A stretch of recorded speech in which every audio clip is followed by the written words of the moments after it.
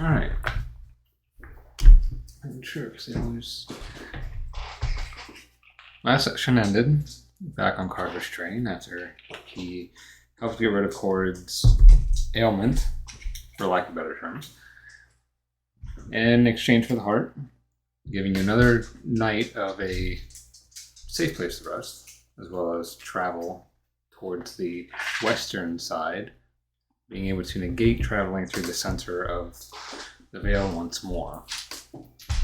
We ended with everyone going to sleep in their separate rooms after Corrid and Ravenna had their talks and Oak and Darla had theirs. I need everyone to roll me a d20.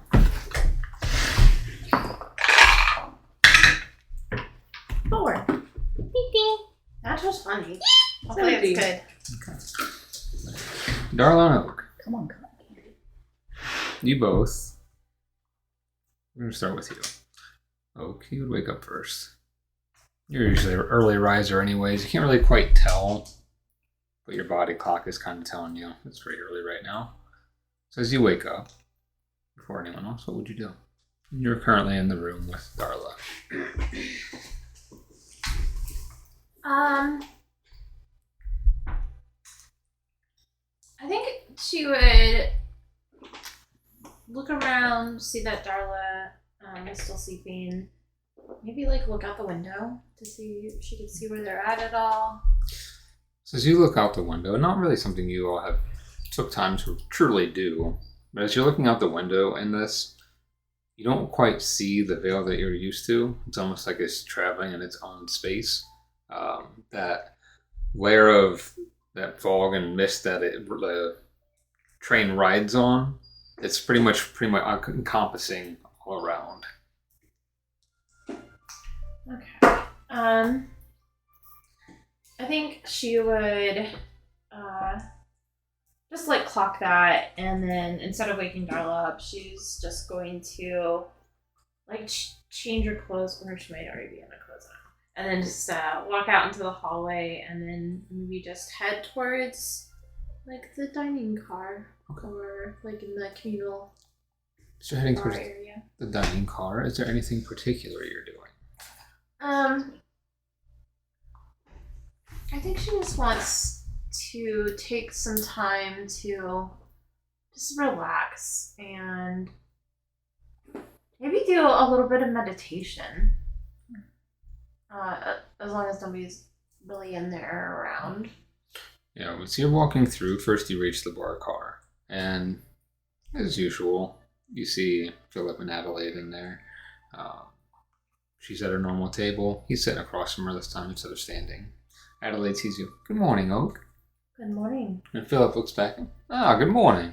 Good morning. So if you head to the dining car, though, nobody else. So, the only other people living on this train, aside from Philip and Adelaide, are the rest of you and Carver. Right now, you just see an empty dining car ahead of you. Alright. I think she'd go in, have a seat. Well, actually, isn't that the train car that has the fireplace and stuff? That's Carver's little side room, yeah. Oh, okay. Is it private quarters for him? Let's try. You don't know. Okay. I guess she can go towards there and knock on the door and see if anyone's in there. So you knock on the door. No response. Okay. She'll try to open the door. So you go to open the door, it's locked. Okay. Then she'll just go back to the train car and sit down and just kind of relax there and just think about all the things that have happened and the possibility of things that are coming. As you go, sit down, just relax. You're just sitting in one of the booths and you feel light hop on the table for a moment and hop close to your hands and not quite sit, but kind of roost himself down by you. So that way you can just kind of feel him in front of you as opposed to on your shoulder and stuff. So you can feel the presence of night in front of you as you're meditating on everything that's happened and what's to come. Darla.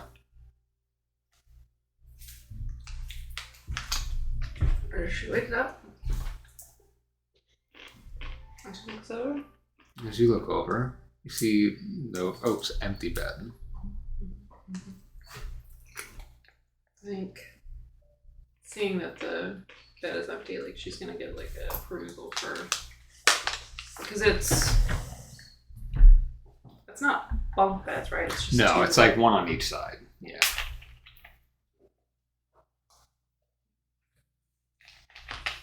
I don't know. I feel like Darla's not very comfortable on this train, so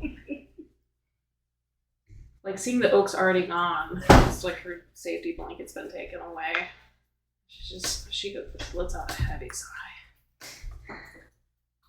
And she sits up in the bed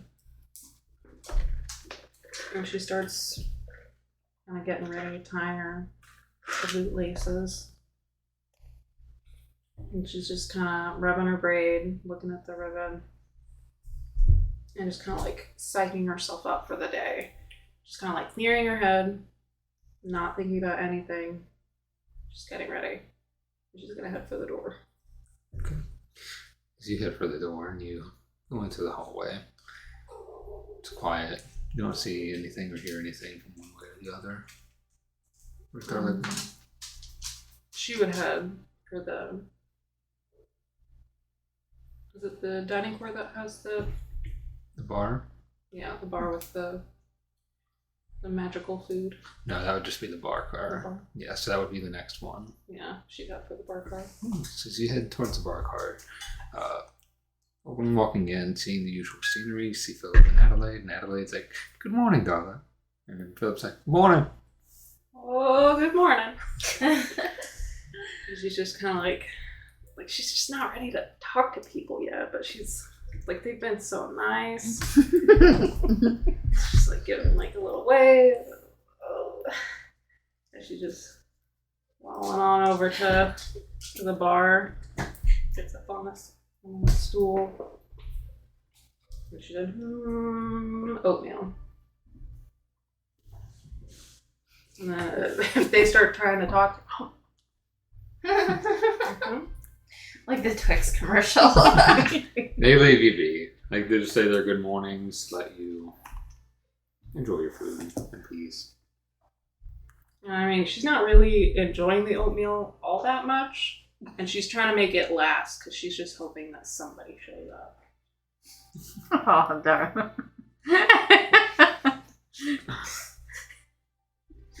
Three bowls of oatmeal.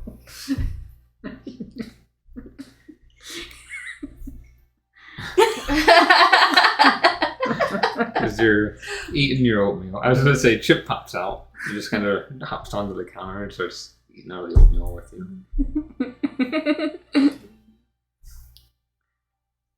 Is there anything else as you sit there and eat oatmeal? I'm just sitting there and enjoying. Okay. Corrid. You wake up. If I remember correctly.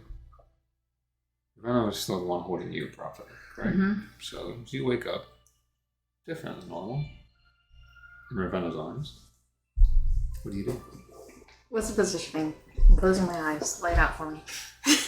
Same position. Ravenna's like leaning up against the wall, and she just has you here, and she just has her arms like kind of like laying here on your like over your chest. Okay. So she would wake up, and she would, I don't know, I feel like it would like kind of all come to her slowly.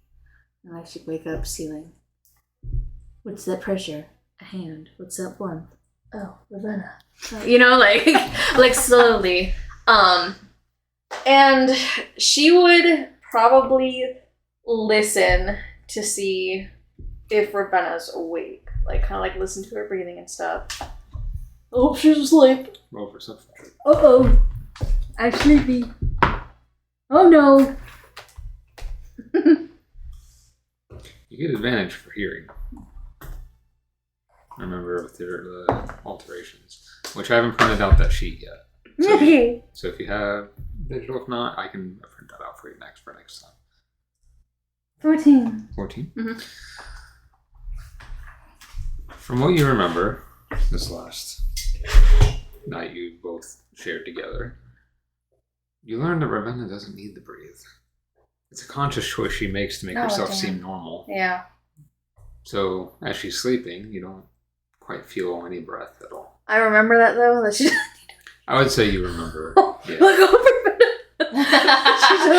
Okay, that's fine. So maybe if it was like a little bit of a startle. But Okay. Well, I feel like after kind of letting herself kind of wake up, she would eventually like gently like turn in her arms to where she's like not like over top of her, but like one arm is kind of like to her side supporting her so she's not putting so much weight on her.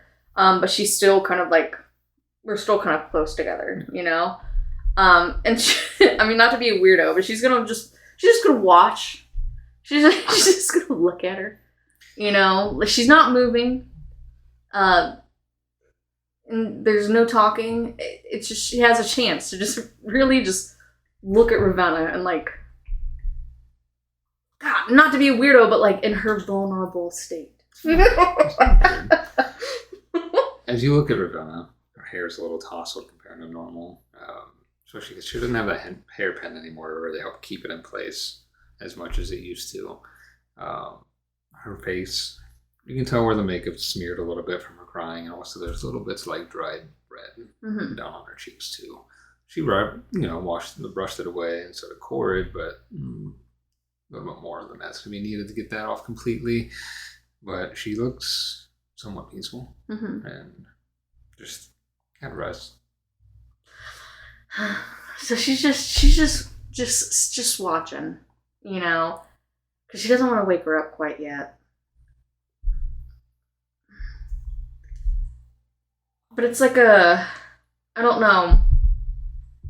It's like a feeling in her chest, like it almost hurts. I don't know, like it almost hurts. It's like an aching, but it's a very tender aching. Like it's not bad, but it's like ouch. Like the Grinch's heart grew 3 times, you know? It's kind of something like that. So she'll probably just like really just stare like at her eyelashes, at like, you know, her limbs, like, you know, things like that.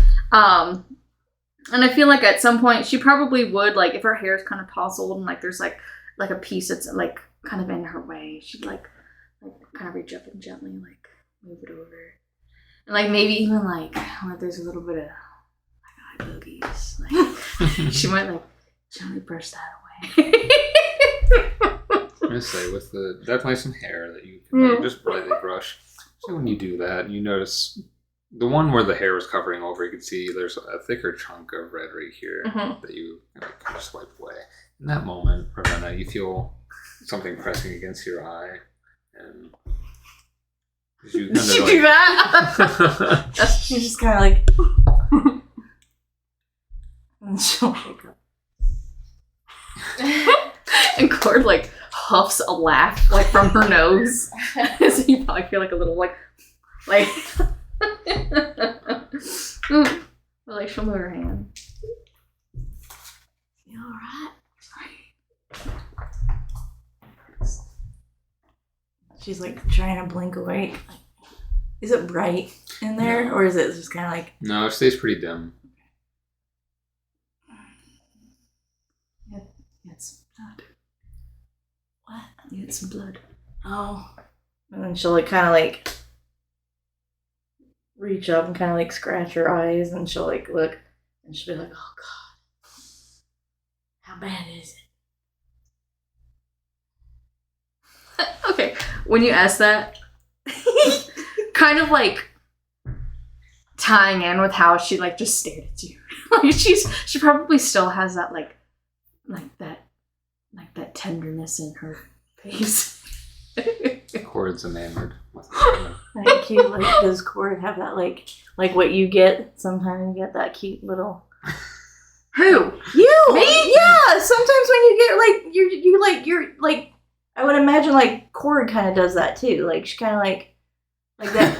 I don't know how to explain it, but it's like happy brows, but inquisitive, but like, Like a slight lift, but also a slight furrow. yeah. Yeah, like there's not like the stress in her face isn't there. Jaws unclenched. Yeah. But like there's a little bit of a sparkle in her eye. But like, you ask that and she's silent for a second. She's just like looking. You can see like her eyes like kind of going like eye, like nose, like hair. Like she's like looking over your whole face. Rosanna's like looking.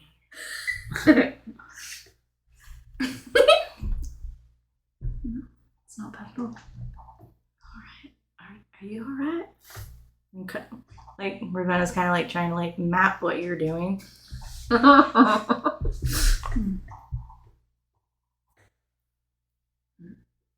arm okay? You alright?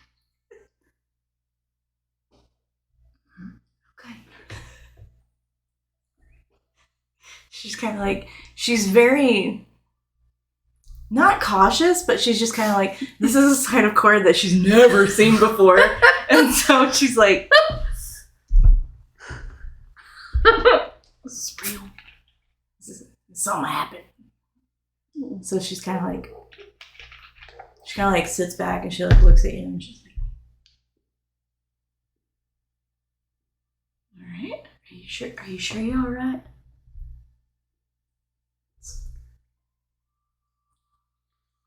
It's just nice waking up with you. Oh, okay. Did she say it like that? Because she's like, okay. Yeah.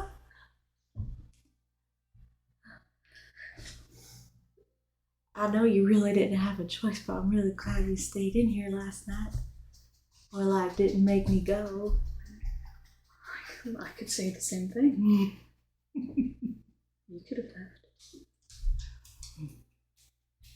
I wasn't ready. I'm still not ready.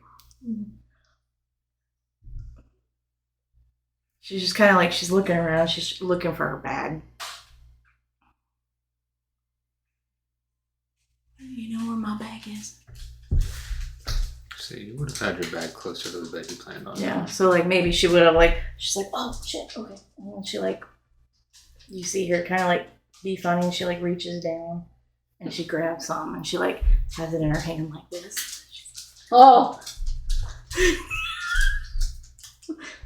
Stop it, you don't know what it is. Oh.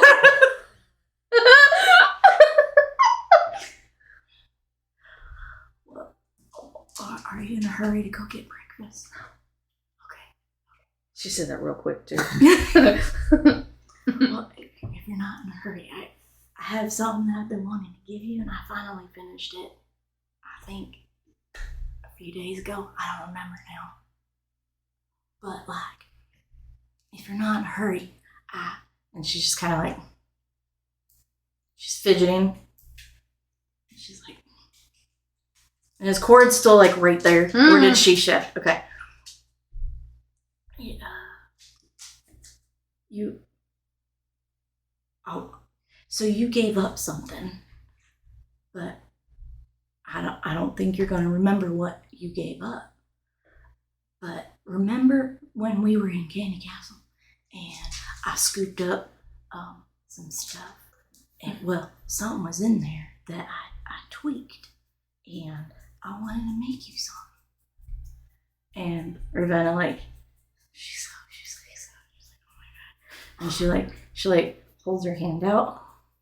She'll take it. And it's a oval shaped silver patinaed locket. And on the front,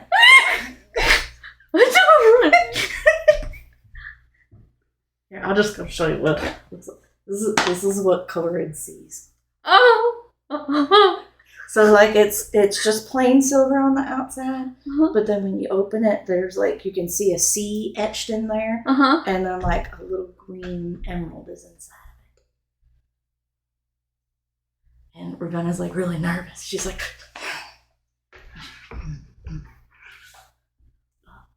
I wanted to make you something, and I wanted to help give a little bit of what you lost, and now you can make different memories, not necessarily new ones, but different. But you got bit, and I had to hold on to it. As you're talking, she's not looking at you. She's looking at the necklace. And she's like looking at it like on the front, and like she'll like kind of like turn it over and like open it up, and like you can see like her thumb kind of brushing over it and like brushing over the sea. Like and probably even after you kind of stop talking, like there's like a few seconds that go by and she still hasn't said anything. And like as she's looking, like she'll kind of like probably look up at you a little bit, and like she like it's not like a mad look, but like her brows are kind of probably like pushed together, you know.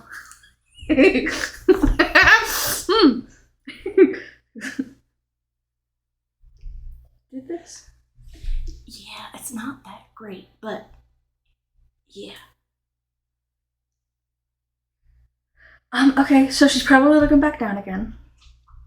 And you could probably see like a very like it's not a smirk, it's like a very nice like you could see like you can't see it straight on because her head's kind of down, but you can see like the way like her mouth kind of like curves a little bit, you know.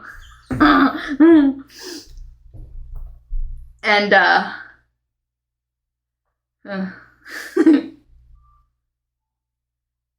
she'll probably close it, and she'll like look back up at you, and she like has her hand kind of like shut around it. I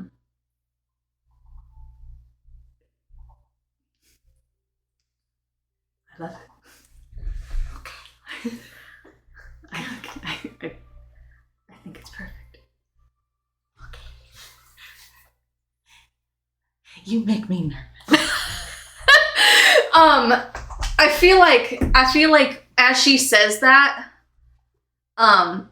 she probably won't let you finish.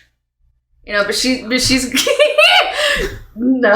But she's gonna hug you again. She's gonna hug you again. But like she still has like the locket in her hand.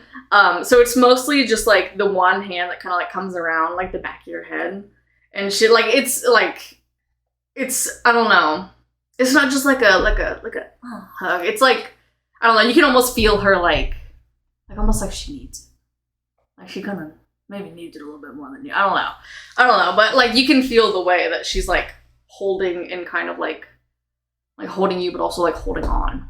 You know, and she stays like that for a while. So does Ravenna. Both hands. Okay. She doesn't let go until like Corrid starts to like if like Corrid like releases like Ravenna's like she's just kind of like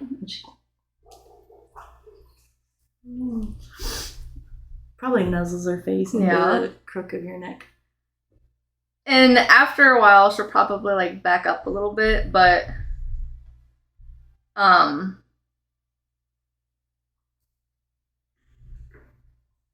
she'll like as she backs like she doesn't back up all the way, like she like I feel like their faces are still kind of close. But she's I don't know. She's like probably like staring into your eyeballs. And Ravenna's just kind of like she doesn't want to spook her.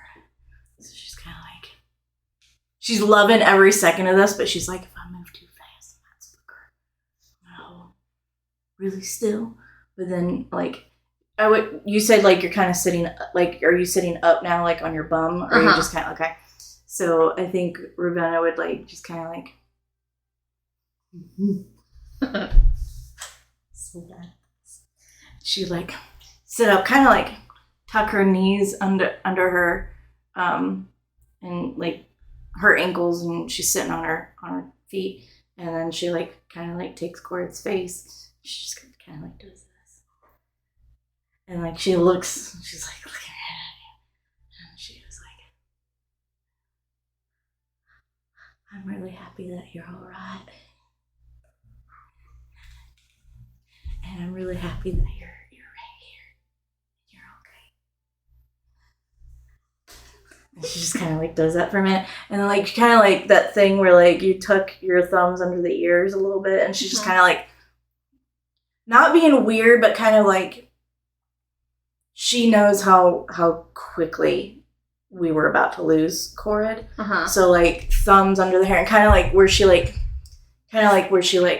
comes up behind like the head, and like she squeezes Corrid's hair a little bit, just like like almost like aggressive love, like not love, but like aggressive like handling, but like Cute version, yeah. I almost lost you. You ain't going anywhere right now. Does she do that? She just kind of like she'll start with like the thumbs under the ears, but then she'll just kind of like hold on, and then she'll just kind of like come up and just kind of like brush her hair out of her eyes and just kind of like hold it back for a moment, just looking at her like, don't you ever do that to me again. Don't know if I could take it. To the best of my abilities. I'll try. Okay. As long as you try, that's all that matters. She'll probably like, she still has a locket. She'll probably like, your hand's still there. She'll like kind of like hold on to your wrist a little bit over here. And this, she probably has a tiny grin. A tiny grin. Like a soft, she just looks easy. And Ravenna looks at you and she goes, do you want to know what one of my goals are? One of these days I'm going to get you to smile and I'm going to see all them teeth. If it happens, I have no doubt it'll be you that does it. She like grins like real big. Okay, as she does that, because she's just soaking it in. She's soaking it in, and she's like looking at you again.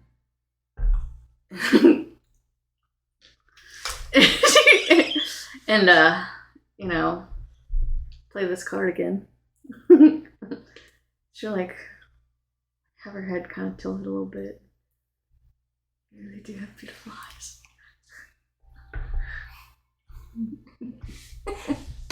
Thank you. And she like just kind of like looks over, and she just kind of like, she just keeps like holding on to her, and just like brushes her like hair out of her face, and she's just like kind of like just enjoying what she has in her hands right now. And she's just like,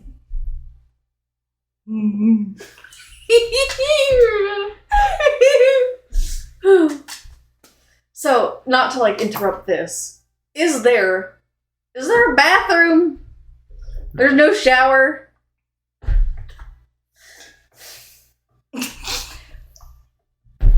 I'm only saying that because I feel like Corrid's kind of sweaty and kind of gross. I feel like Corrid's kind of nasty right now.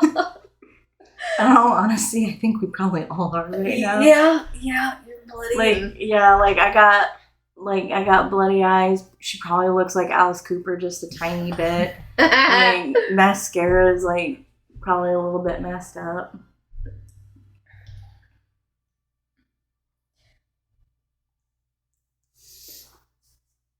I'm okay with lingering here a little longer if you want.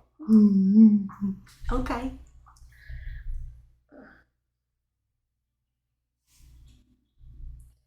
I feel like she might get a little solemn at that, just a tiny bit.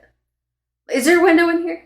There's a window, so like between the beds and above like the little night table. There's a window there. Mm-hmm. That's similar to what there's oak that like looked outside. You don't see like the daylight or Yeah. it's just you see But it it's- moving and it's just like this foggy. Yeah, but it's outside though. Okay. Yeah, because she'll probably look at the window. I don't know. You see her like kind of like slump just a little bit. And it's like the reality of it is that, you know, anything can happen once we leave. Ugh. She don't want to go yet. Ugh. I feel like Ravenna's pretty. She's intuitive enough. Do you think she would notice? Like, What's your there's passive like insight? my passive insight. She wouldn't really be searching in this moment, but it's your passive. 16. That's pretty good. You Yeah. got to It's my admit, GM. passive insight. You would notice the tonal shift for a moment. Not like she's all of a sudden super solemn, but you can see the shift in light. There's a heaviness that kind of gets on the Corrid for a moment. So like, I would imagine like maybe Corrid's like okay. I imagine like the bed is against the wall, Mhm. and then Corrid, instead of lying with the bed, she turns to the side. Her feet are hanging off the bed. Yeah, Now she she's, has like one leaned leg. against the wall. Yeah, she has one leg up and the other like because down. she's long. Yeah. You know, she probably has one leg off, one leg on.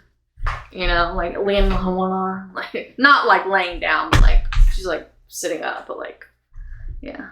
And because Ravenna has the grace of 1,000 swans, she kind of like comes up off her feet for a moment, and she kind of like really Fey-like for a second. Even though they weren't apart, she kind of like does like the crawl, and she'll just kind of like nudge herself underneath like Corrid's arm. And I think what she would do is like she would like look up at her, but then like she would start like maybe like touching her neck a little bit and just kind of like still touching her, but then like she kind of settles in and she leans and she starts like twirling some of Corrid's hair, like, and then she'll just be like, "What do you think?" And before you ask that and you do that, you could probably feel like as you're moving, Corrid also does like at the same time. It's like gears kind of like, you know, like.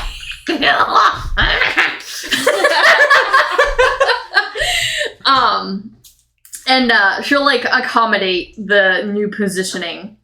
And okay, so bed's against the window. Where's the window? Bed's against the wall. Where's the window? That's right. So the beds are like this. The window would be here above the nightstand, like in the middle. Doors on one side, windows on the other. So I'm in this bed. I'm facing the wall. Windows here.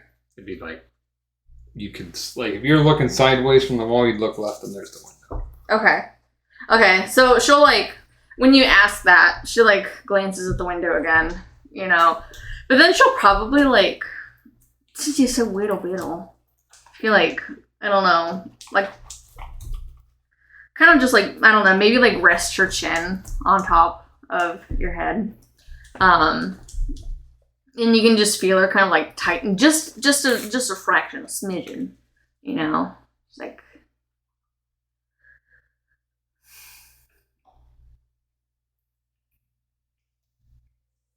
I'm just worried that I know it's real, but once we leave, I don't know. Anything could happen. I just want to enjoy this while it lasts. And she just kind of like goes from looking at you to like tucking and kind of like leaning and then still like just twirling some of Corrid's hair in her fingers, and she's like,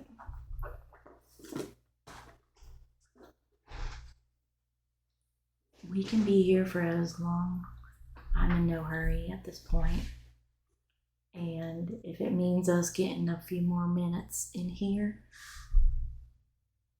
I think we can take as much time as we can before we have to go back out." You probably feel her like do like when a dog settles. You know, like, she probably just takes like a breath and just lets it out. You know, because I mean, Ravenna's right.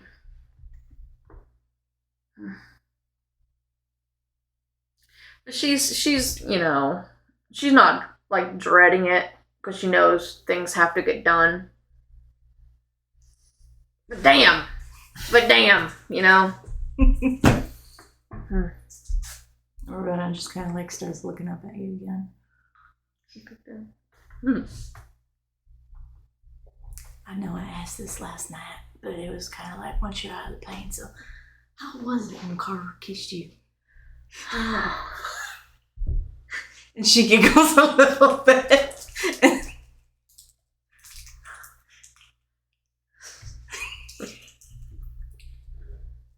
His soft lips like a woman. And then Ravenna kind of like giggles because she's like, okay, there's my cord. And not that she doesn't love the cord that's presenting right now. She's like, she's enamored. But she's not, she's enamored, and she's just like that giggliness, that's that adrenaline rush, that's the excitement. I'm like, oh shit. But then she's just like, well, I mean, there you go then, right? I bet he wishes it was you, huh? Maybe. I don't know. I don't think so. I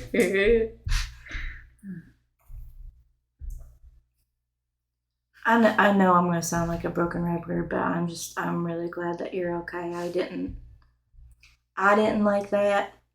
And I don't want to talk about things that are going to get our bloods pumping, but like, I'm hoping from how things are moving forward. And she like kind of like starts to tense up a little bit, and you can hear like a rumble in her chest, and she's kind of like, she doesn't look at you. She kind of like puts her head down and she goes, I'm not going to give him that opportunity to do that again. I support you and I will do whatever it takes, but he will not have that opportunity and walk away again. I won't. I was just caught up in the moment. I shouldn't have been that close. Corrid. Anybody would have done what you did in that position. Don't put that fault on yourself. I know. What's that saying? You know, Grandma used to say, like, what is it? Fool me once, shame on me. Or like, fool me once, shame on you. Fool me twice, shame on me, kind of thing.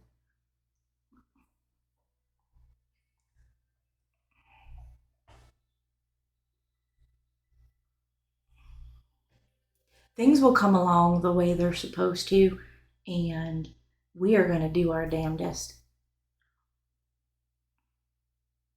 But he came out unscathed this time. He doesn't realize that I can run faster. And if I have to, I will slice his Achilles tendon all the way through. And I will make it hurt if he thinks he is going to have any opportunity to hurt you again.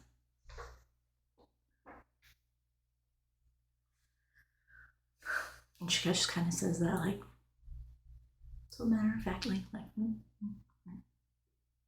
going to have that opportunity to hurt my cord again. She probably won't say anything to that. She'll just take your head and just. And she'll just kind of like nuzzle in there again. Mm-hmm. She's like, oh, so close to motorboat. After a second though, if Ravenna doesn't have much to say about like that anymore. No, she said her piece on that one. Okay. Like she still has your head, but she'll probably like like let you go at some point. She'll kind of like back up, like look down at you. And you, how are you feeling? What are you thinking? I'm all right. It's a new day. It's a new start. Figuring out which way we're going to go from here. Figuring out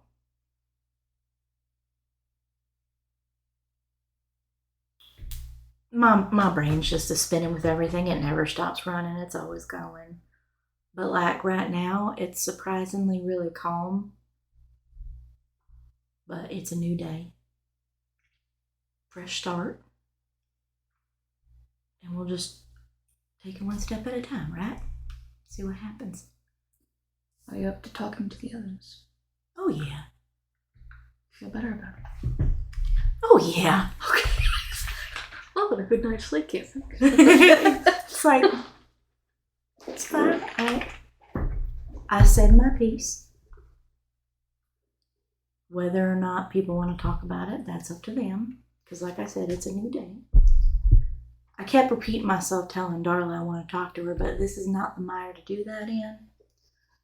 So I don't want to trudge up yuck stuff of what she's going through, but eventually that conversation probably will happen, just not here, where emotions can like punch us straight in our faces. And then everything else, it's like, we'll just come to terms with everything, see what happens. It's kind of like that time I went off on Meredith. Which time? That one last time, when we were in the bar and like he just like word vomited Nailkeer and like you didn't have an opportunity to tell us who Nailkeer was yet. Yeah, that one. Was that when he was an elf? An elf maiden? No, but close. I think that was the morning after. It was the night before when I did that. Yeah. What? No. What are you thinking? All the disguises he could have chosen. It was an elf, at least, right? Gosh. It would have been funny if he was red.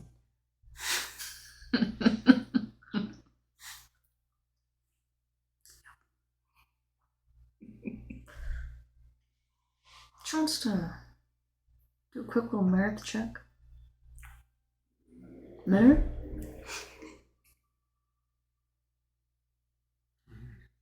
Can I feel anything? Can I feel a little tingle in my back? What do you want on? Wait! Hold on!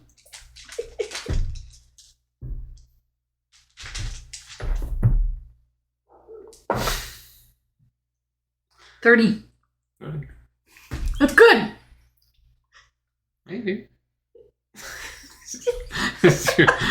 I feel a little tingle in my toe. It's Meredith!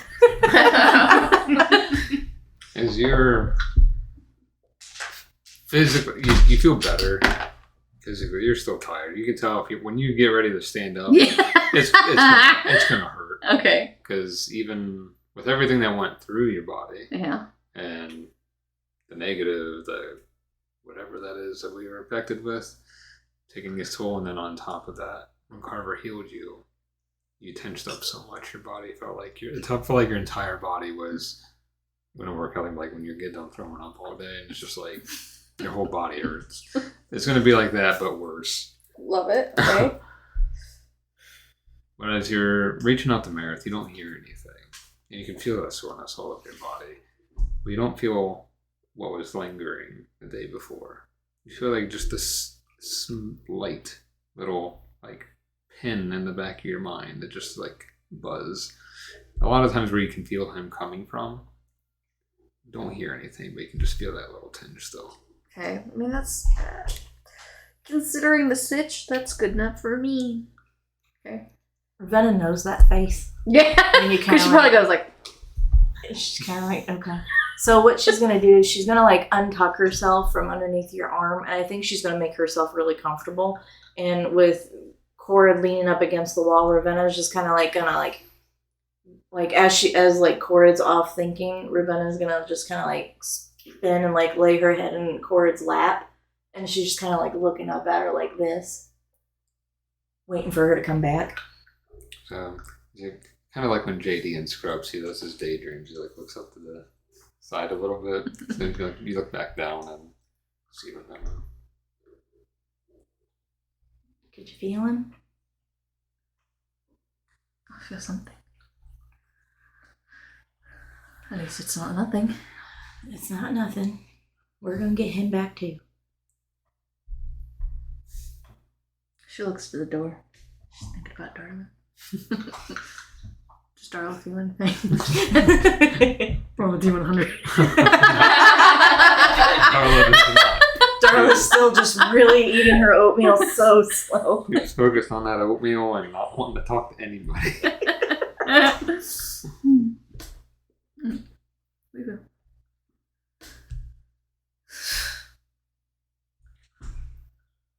Got a lot to do. Got a lot to do. Yeah. I think we kind of had an idea of a plan after talking with Carver. So it sounds like either A, Vesper's plan A, and Mom and Dad are plan B. First, Knight's Shard. Oh, right. That's plan A. And then I would assume Nilkir still thinks that we have the heart. Yes. Honestly, that's probably, well, that's like a 50-50 shot. That's kind of like a good thing, but maybe a bad thing. But like, at least he isn't coming here. I just worry.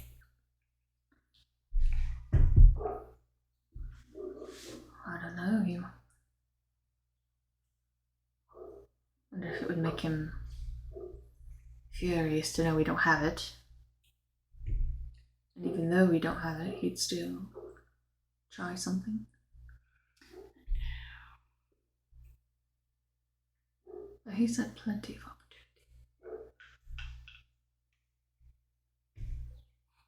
I feel like if he wanted us dead, we would be dead. Yeah. I love you guys, but I'm gonna leave you. But like, if he was like, oh, swap. Oh no, Corrid. Swap. Oh no, Oak. Swap. Darla. It just went all stupid. And all you guys went down. I mean, he would have a really hard time catching me. So there's a good possibility in that universe, yeah, I would hate it because you guys would be dead. And I'd be so sad. But he still wouldn't have the heart because I wouldn't let him. She kind of giggles a little bit. He would have had to work really hard and run really fast to get that heart. So I'd like to think even if he did, he still wouldn't have it and he'd be all mad and stuff. Like, look what you did, stupid. You made another bad decision. Not you, him. Yeah. Like, you didn't make the bad decision. He did. Promise me that you will make them look for it. Oh, hell yes. Not for the heart. For you. Hey, what? If there's a chance for you to save yourself if something ever happens, take it.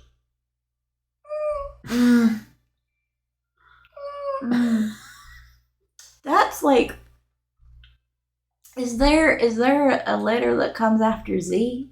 Because that's like absolute last opportunity. I'm gonna do everything I can to save you three first before anything. If we're dead. If you're dead. Okay, well, if you're laying there, like, I'm gonna be real sad. I'll probably, like, take your fur pellet or something. I would have to take, like, a souvenir with me. My what? Like, one of your pelts off your armor. Oh. Or, like, you know, I don't know, figure out something. Like, try and drag you with me. See if Grandma can make you come back to life.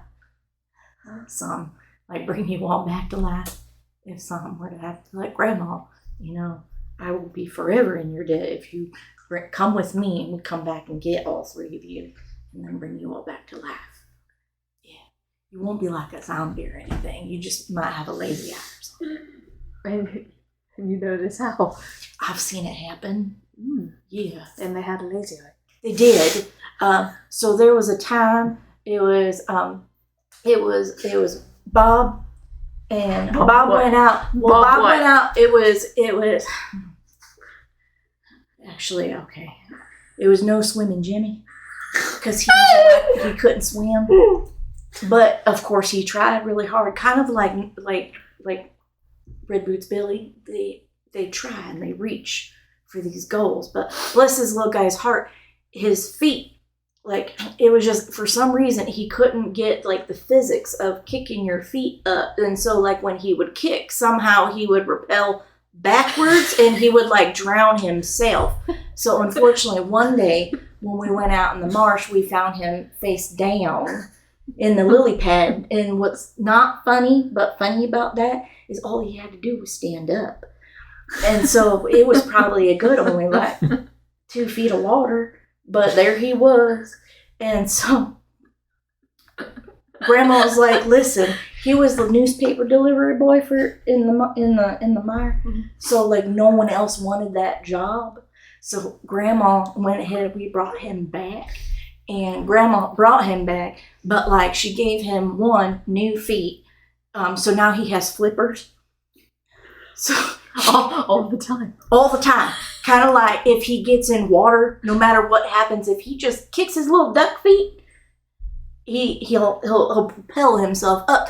But the only bad thing is when he drowned, like, I think he was laying on a rock or something, and when he, like, started to like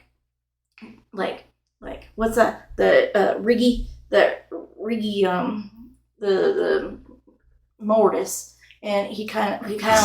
And then when Grandma brought him back, when he looks at you, you gotta make sure you don't look at it, because one eye goes way over here, but the other one will look right at you. But then he's like, it's like he doesn't realize. Like, he thinks that both eyes are looking at you, but one's like way over here, like real bad. But every morning he gets up, but when it's time, and he delivers everybody's paper in the morning, so. She's gonna stay silent for a little bit. So it's no swimming Jimmy. She's gonna get up, like, she's gonna cradle your head and, like, get up gently, like, and, like, lay you back down. And I'm assuming that you're still kind of, like, laying down in bed, right? Yeah. She's still, like, I feel like this whole time she's like thinking about that story. Think about, like, when she's on your lap, like, her butt is, like, where the pillow's at, and her legs are, like, crisscrossed up on the wall, so her feet are just kind of, like, kicking. Okay. And she's kind of, like, in a 90-degree angle. So she set your head gently back down to the bed, and she stands. She's gonna stretch for a second, but she's gonna come back, and she's gonna, like, like, one hand on one side of your head, and the other hand on the other side of your head. And she's gonna get, like, real close to you. She's gonna look at you. If I die, leave me dead. No. She's just gonna pat your cheek, like, real tenderly, and she's gonna stand back up. And then, like, with that, like, Ravenna's, like, watching her get up, and she kind of, like, sits up, and she goes, if you die, can I keep your teeth? And maybe, like, some of your hair? Then, if you won't let me bring you back. And I get all your armor. Like, can we just bequeath all of your stuff to me? But then, like, I get your hair and teeth. And then would you like me to bury you or burn you? Bury.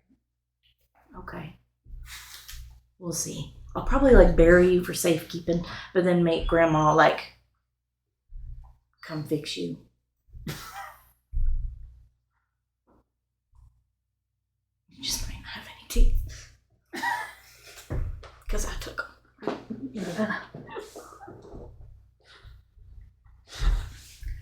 Where's her stuff? Where's her stuff? It would be at the end of the bed. Oh, damn it. Okay. Yeah, okay. She's just gonna like look at you kind of like inquisitively, like not like dumbfoundedly, not inquisitively. And I'll make sure you don't have a lazy eye. But I won't have any teeth. Well, we would be able to fix that. And the flippers.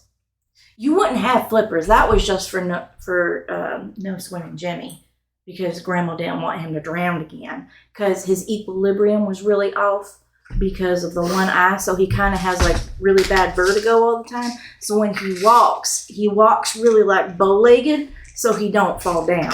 Mm-hmm. I should have pointed them out to you guys when we saw One Titty Tanya and OP Megan before we headed out, because he was delivering the papers right behind us, but I didn't think about it.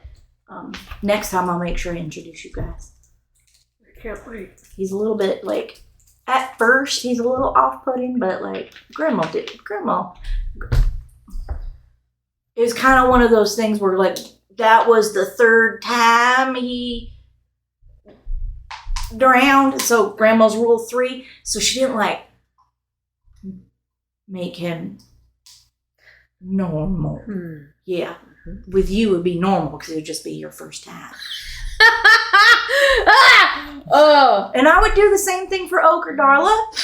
You know, if something happened to them, I would ask Grandma, it's just the one time, bring them back normal.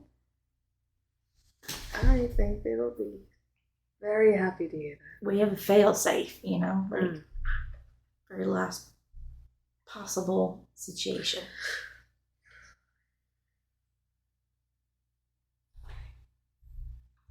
As long as I don't have an easy eye. Oh, I make sure, because I would tell Grandma, I like her eyes. We need them straight. I feel like she'll start to like get her stuff on, like slowly. She's probably like, Yeah, the weight of you're putting your armor on, the weight of your armor is, you really feel it. Do you really need to put that on right now? We're as safe as we can be on this train. Why don't we get you some breakfast and wait to put that on? I suppose you're right. Used to just getting up and going. We can go find the girls and see what they're doing. Not used to easy domestic mornings. Well, if it makes you feel better, it's probably going to be our last one for a while. Unless Carver makes this a habit.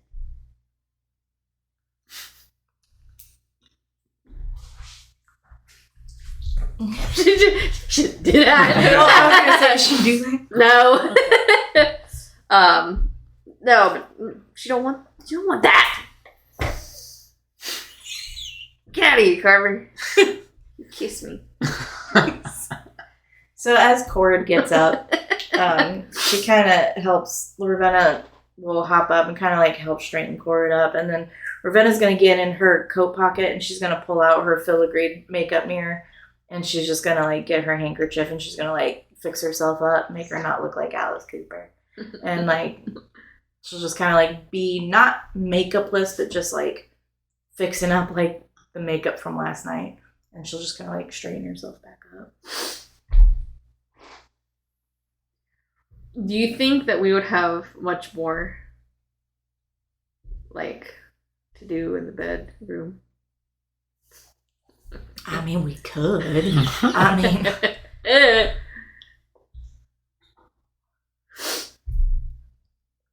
there's lots of things that Ravenna could think of.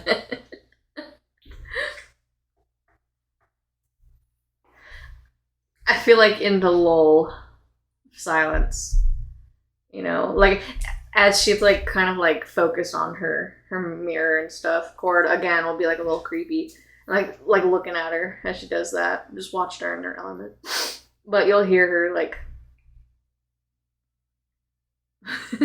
maybe she'll say it kind of quietly, but thank you for staying. And then like I heard staying. What? Thank you. You're welcome. And she like softly closes her comm bag and she just kind of like puts it in her lap and she like looks at you. Kind of stuck with me for a little while until you tell me like, hey, go, skit, kind of thing. Is that how you think I sound? No, but I've never seen you like. I mean, maybe you might sound like that. I don't know. You know, it's like there's conversations that we've had, and I'm looking forward to us having more conversations like that because there's things that I would like to know. But like, you know, there's times when people are like, you know what, Ravenna, I've had enough of you. You've had your time. It's time to go. So I've never, you know, I've never heard you say, you know, it's time to go with you. And then she kind of like tries to like mimic your accent, but like it comes out like a deeper southern twang. You don't have to worry about that. Yet, give it time. There's a possibility. You never know. Deadpan.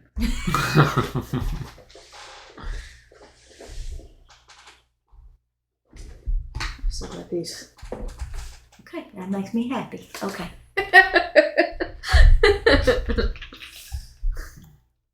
And like, are we heading out the door?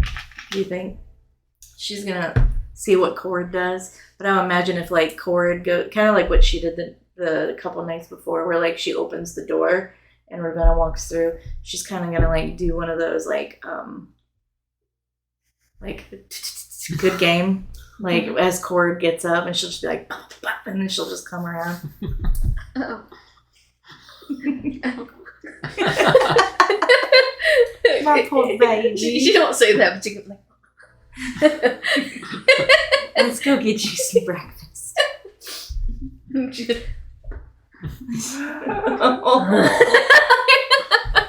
Real stiff.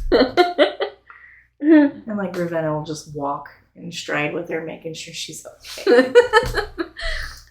As you both exit the room, heading towards the bar car. During the time, Garla, you were eating. And, Oak, how long would you have been meditating for? 15 minutes, maybe. What's that? Maybe that 15-minute mark. Make a perception check for me.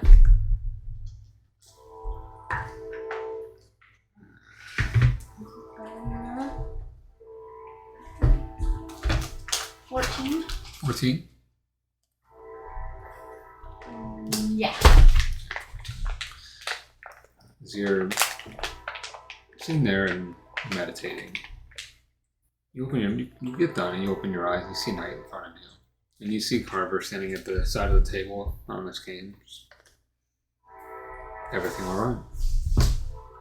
Yes, I was just meditating. Feeling better? Yes, thank you.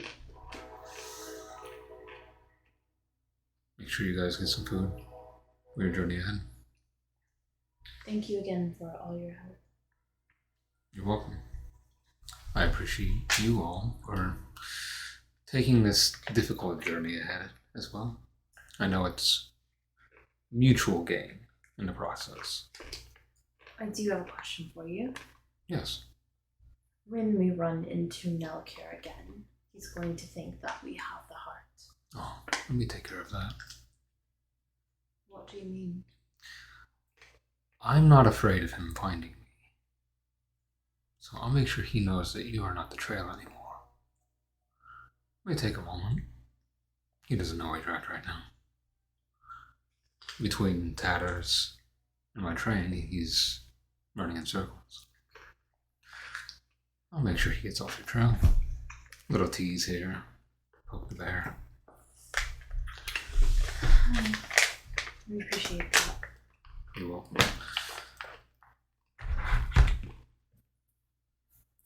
Obviously, I know I'm not the biggest fan of everybody. Not your biggest. I'm not your biggest fan. Or you're not my biggest fan. I should say. And same with Darla.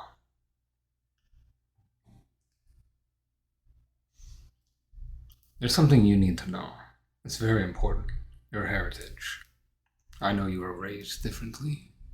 You were raised in what they call the prime world, where us Fae see this is the prime world. This is our home. We have a different ruling system here. We do things very differently here. And I know 3 of you were raised in a very different environment. Doesn't make it wrong, doesn't make it right. It's just different. I'm sure you've realized between the mire, here, the bazaar, everything has a cost. Everything. You may not like the exchange that it has to be taken, and it's not always going to be equal. I feel like the exchange for, it's a dangerous artifact for Corrid's life. Means a lot to everybody here. Did I want that to be the case? Not necessarily. That takes a lot of energy from me. That is why I had to sit. I took all of that in. Think of it like I ate it. So I ate a demon's essence, put it that way. Doesn't taste good, doesn't feel good. Makes me despise them even more. And I already do, and that's saying something. And also, Merith is demonish himself. To let him in was pretty against my beliefs. I guess the point is, no one has to truly like me, but understanding how the Feywild works is important. It's not just me, it's everything, and you're going to find that out sooner than later, and you're lucky that it's me that you find it out from, because not everyone else is as generous. Mother Malice, do you remember what she asked of you? Yes. Now, do I see that as a good opportunity? Yes, I'm Fae. Gaining knowledge is very important, sometimes more important than history. However, I also can understand why you didn't make that choice. It's a tough choice. Always going to run into those things here. So I don't fault you on that. Would I have done something differently? Probably. However, you are finding your answers just in a harder path. And I'm helping where I can. I could have asked for more, but I'm not. I feel like you are all already getting a difficult route between Corrid having to deal with her brother and everything on that, then getting infected. You have an entire family drama happening that you had no idea about. Darla's got something else. I know she doesn't enjoy being on this train. And then Ravenna. A lot beneath the surface on that one. So you don't have to like me. None of you do. I respect you all. Respect me back. I don't think that we've done anything to disrespect you. I'm not saying disrespect. Motives questioned. That's why I wanted to clear the air. Understanding is very important. Understanding where you're at, understanding how things work, especially you. Because you don't know what you're doing yet, do you? You get to take care of your mother, your father, in whatever way you see fit. You take back the throne. Do you have any idea what you're doing yet? No. And that's okay. You can either take it, pass it on, whatever you see fit. However, it's important you know how the Feywild works because you are the rightful heir.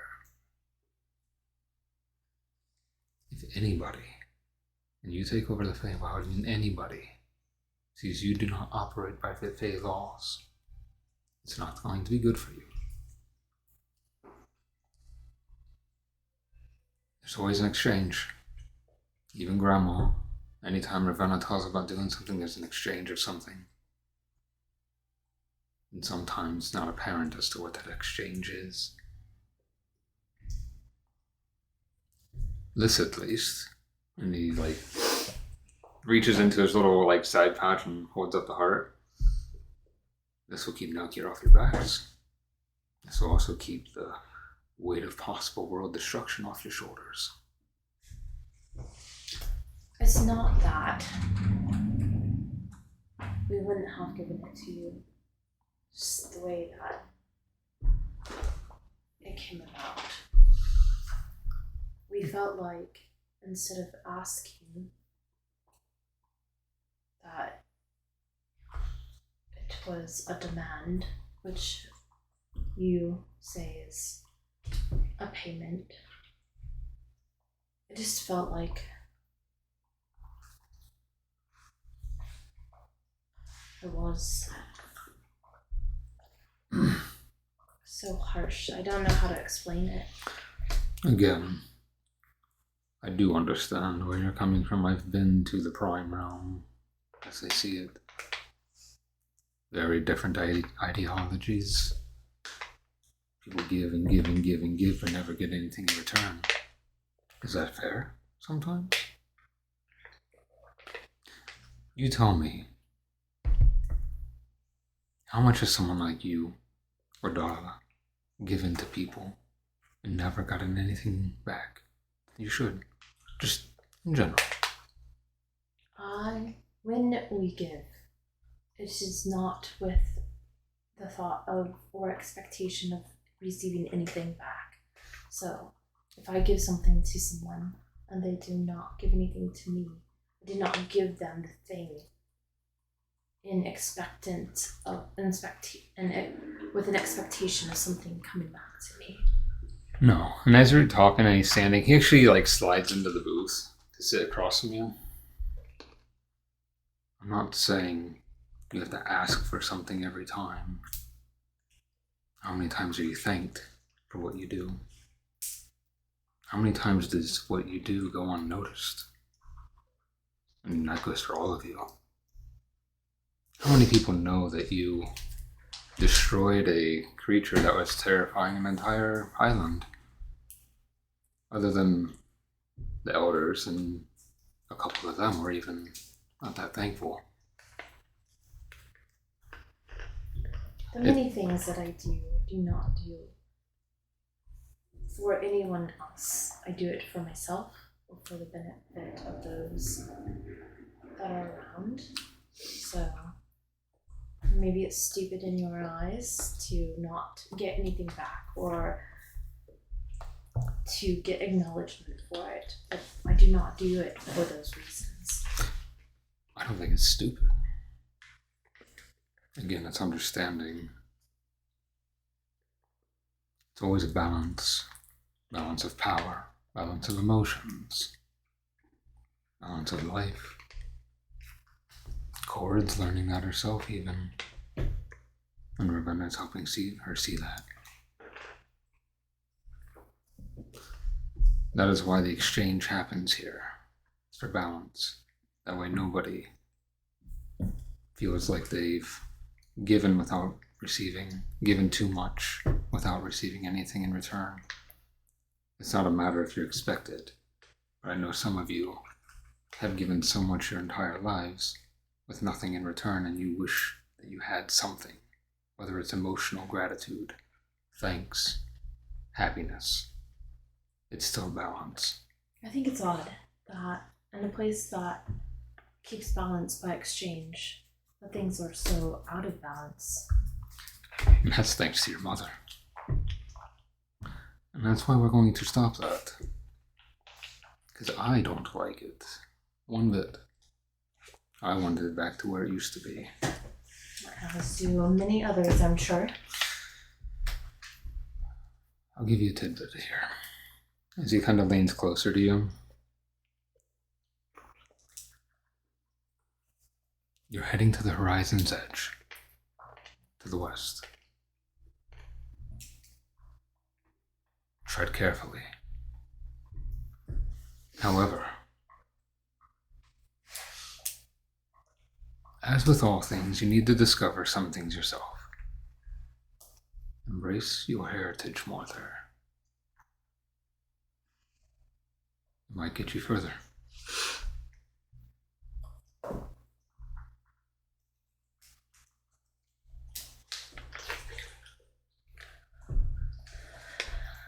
I'm sure that this cryptic message will become more clear as we go along. Another thing you learn about Fae, it's always cryptic. You need to use your brain, figure things out. Keeps you on your toes. Riddles. It's not just to throw people off, it's also to make sure that you learn to figure things out on your own and not everything's given to you. You guys have done great so far. Figured out the labyrinth below, the fields in the middle. You found your way through the mire. And that's a puzzle in itself.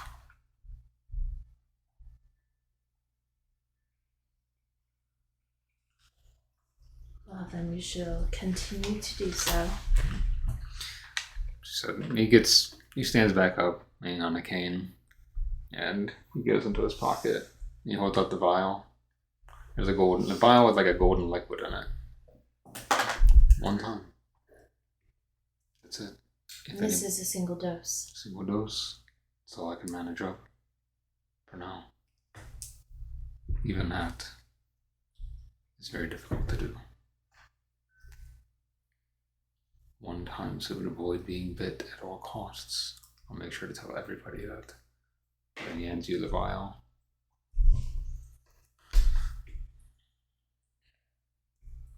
You fight from a distance, which is good. It also means you're more likely going to be the one that could administer it. So keep it handy, keep it safe. I have a feeling no kid won't be off your tails forever, considering. And this is not the only artifact that can be world-ending. So if they can't get this one, they'll find another. Just not here. It sometimes seems like this will be never ending. You actually hear him laugh a little bit, like a little chuckle, which rare for him.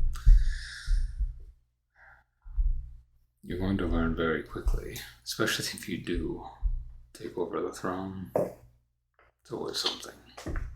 Nothing's ever at peace forever. There's always something trying to take hold. There's always something trying to disrupt balance. And he points in his what he knows is west. There's an entire tree ripped out from the Feywild, making an entire rift to the Prime Realm. There's always something. Chaos never stops, never sleeps. No, he stands. Do you have anything else for me you'd like?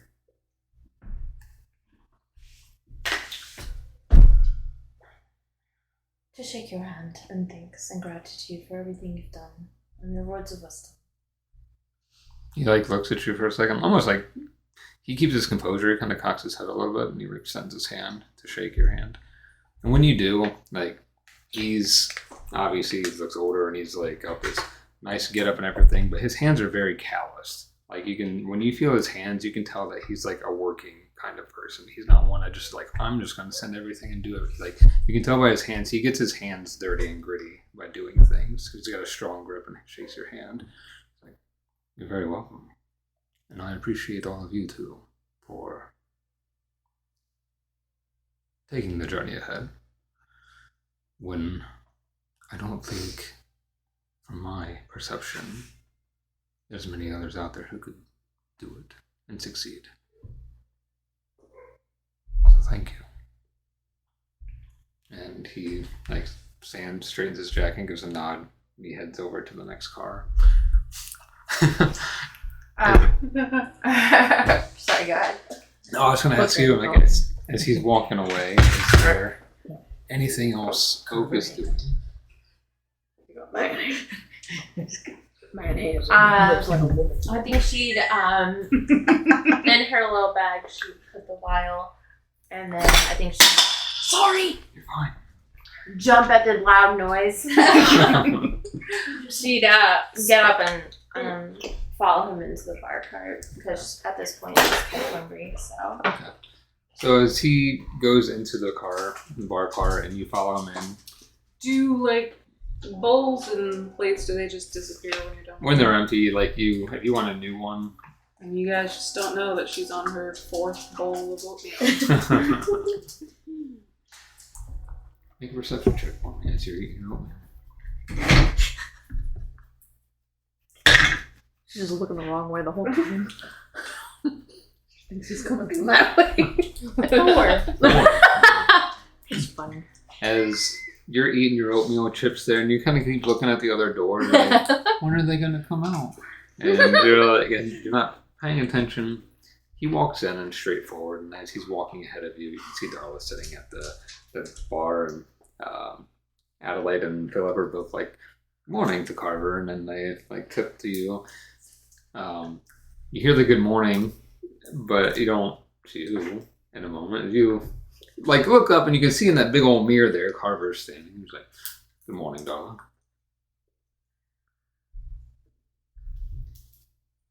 Good morning. He just keeps walking past it. He's like, good morning. And then she regrets the full spoonful of oatmeal that she just put in her mouth.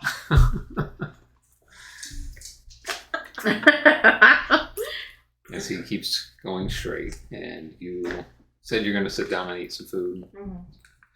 Is there anything to talk with Darla you wanted to do while doing so? how are you this morning? You want some oatmeal? Sure.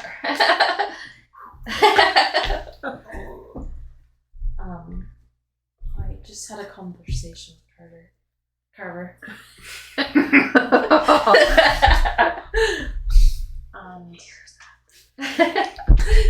We came to an understanding.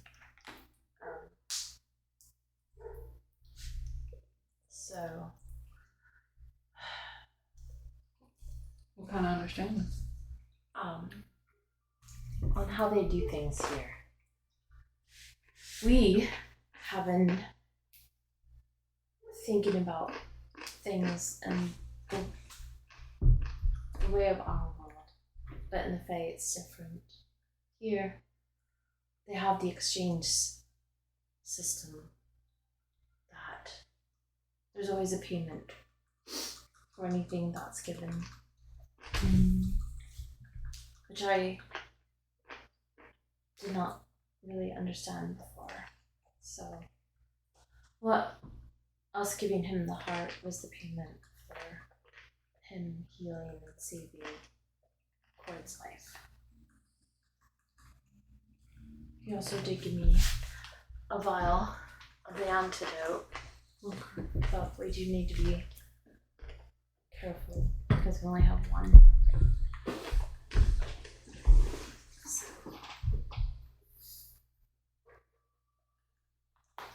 Well, I mean, I hope we don't run in with Neilcure anytime soon.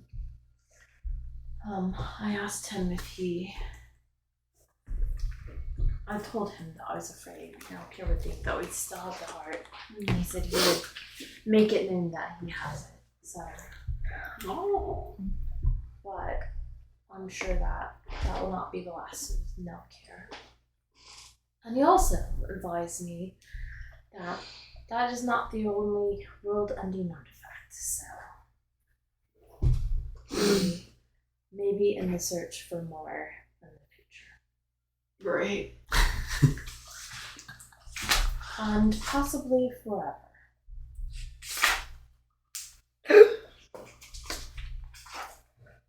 How many? I do not know. I did not ask. I'm just gonna go on an adventure to catch them all. I suppose there could be in our cards.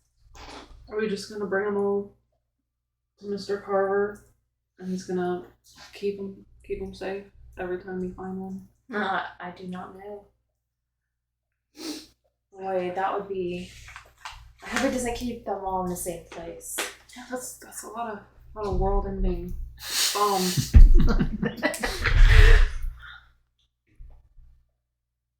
Why are there so many? Why were they created? Is there any way to uncreate? That's a great question. We'll have to ask him next time. Well, I'm sure that he'll be seeing us off.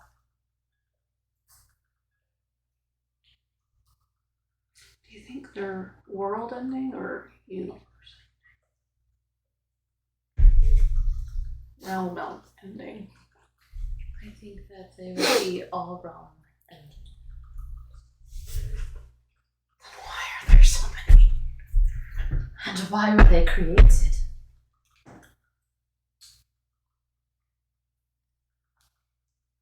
I suppose going back to what he said, balance.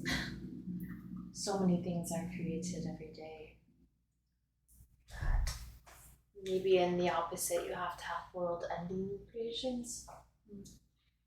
Seems silly though. Why would you end worlds when you would take out your own existence? I know Unigu wants to get it, to use it. So did something worse than him create it?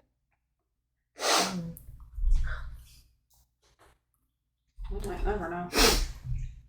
And how did creation start?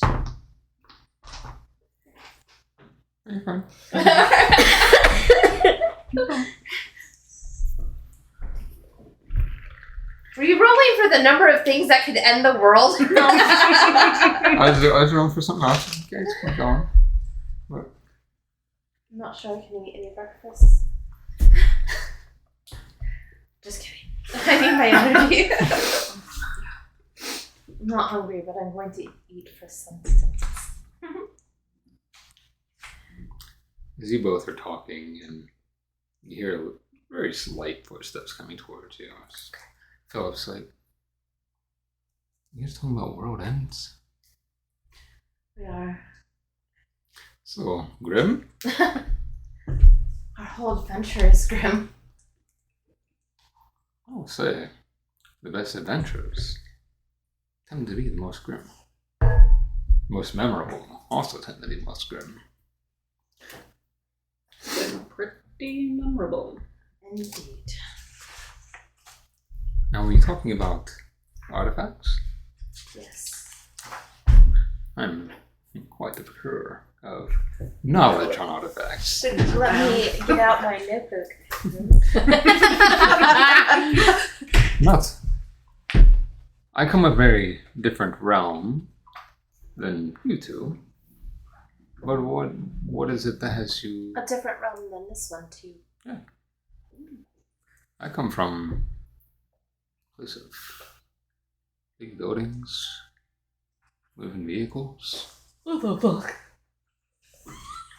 I've never heard of such things. Like moving without horses. Yeah, it just takes fuel.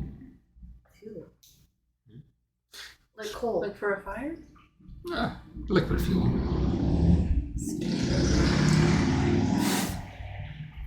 Anyways, yeah, you don't need horses anymore. You just have it's a mechanical object. You just pedal down and go forward as long as you got fuel on it. I know not what you speak. It sounds very interesting. How many realms are there? Oh, infinite. But however, so what's so glum about the artifacts? What do you... We just thought that we had found one world-ending artifact, And now we have found out that there are many more. Oh yeah, yeah. There's always some. Even in my world, there are some. You know, it's always about. Unfortunately, it's always about power. It's like the wrong person tries to create something for power, and it ends up making something really bad, like bombs. No. What is a bomb? Something that makes a giant explosion. Let's say there's some people who've created such massive ones that would level an entire city. That sounds horrifying. And a push of a button. Even more horrifying. Precisely. So, if that's been created, and a lot of times it's because of war. Or complete dominance and domination of power. Here, from what I'm gathering, it seems like it's a little bit of both. From what I've learned about this whole shifted nonsense of what happened and this tree getting taken out. And then the heart, a little bit I heard about that too. It seems like it's all just about power. A lot of it being deities and demons and devils fighting, and either for power or to keep balance or whatever it may be. And then you get the people, the ones who are the most dangerous though are the followers. Because the followers are the ones that create the artifacts.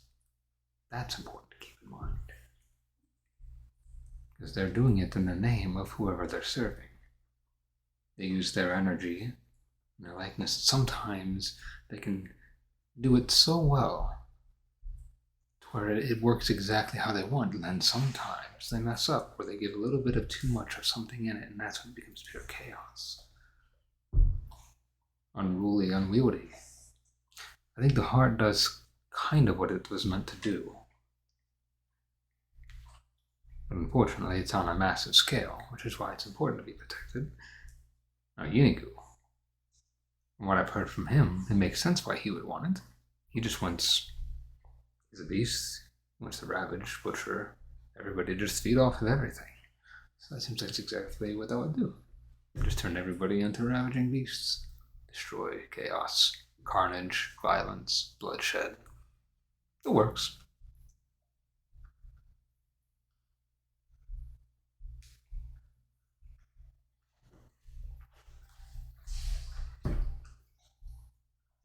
This is indeed depressing conversation. Oh, it's not meant to be depressing. It's supposed to be informative. Well, informative, yes. Why do you think there's always people who fight against it, though, too? Oh, it's always somebody. Hey, you four. You're against all odds, fighting against it. In my world, there's always people against all odds, fighting against something. Sometimes they're the ones who also create the bad objects and weapons, or whatever you want to call it. It's meant for a good purpose, but then in the end, the wrong hands get it, it's still bad. It's always going to be like that. Doesn't mean everything's going to end. Is there any chance that there's like good followers and they create good artifacts, and when those are used, everybody's happy? Absolutely. Where are those at? I'm sure your world has them too. Maybe you need to dig further. Start looking. Get that, I don't want to say sheltered, but get the knowledge going. Start seeking more of it. Everywhere's different. Feywild's fascinating. Never been to one before. Barely got to experience it because I'm mostly on the train. But still fascinating from what I get to see. Very different from what I'm used to. I've seen darker realms too. More terrifying. However, everywhere has their own rules, laws, what have you. There's always a balance there too. Good, bad, in between. I like to be on the in-between usually. How did you end up here? Carver. How often do you go to a different realm? Not often. I actually was saved by Carver. Me and Adelaide were tapping into something we probably shouldn't have. Got us somewhere in quite a pickle. And then Carver, the sense that he has wherever, was able to find us and got us and brought us onto the train. I know it's because he knew he could use us and use our abilities, but he saved us, and in turn we're helping. So the exchange that he taught us of. So I'd much rather help him than be dead. Or worse, that place, I don't know what that place was, but there's a lot of, I like scary and I like spooky, but there was a lot of stuff there that was terrifying.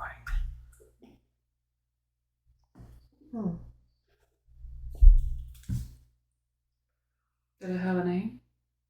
Oh, I don't know what the name of it was. I'd like to find all the good realms. Yours, what is it called? The Prime, or whatever it's called. That one seems pretty nice. From what we got to see, we had to set foot down there a few times. It's very interesting aesthetically. I've never complained about it before.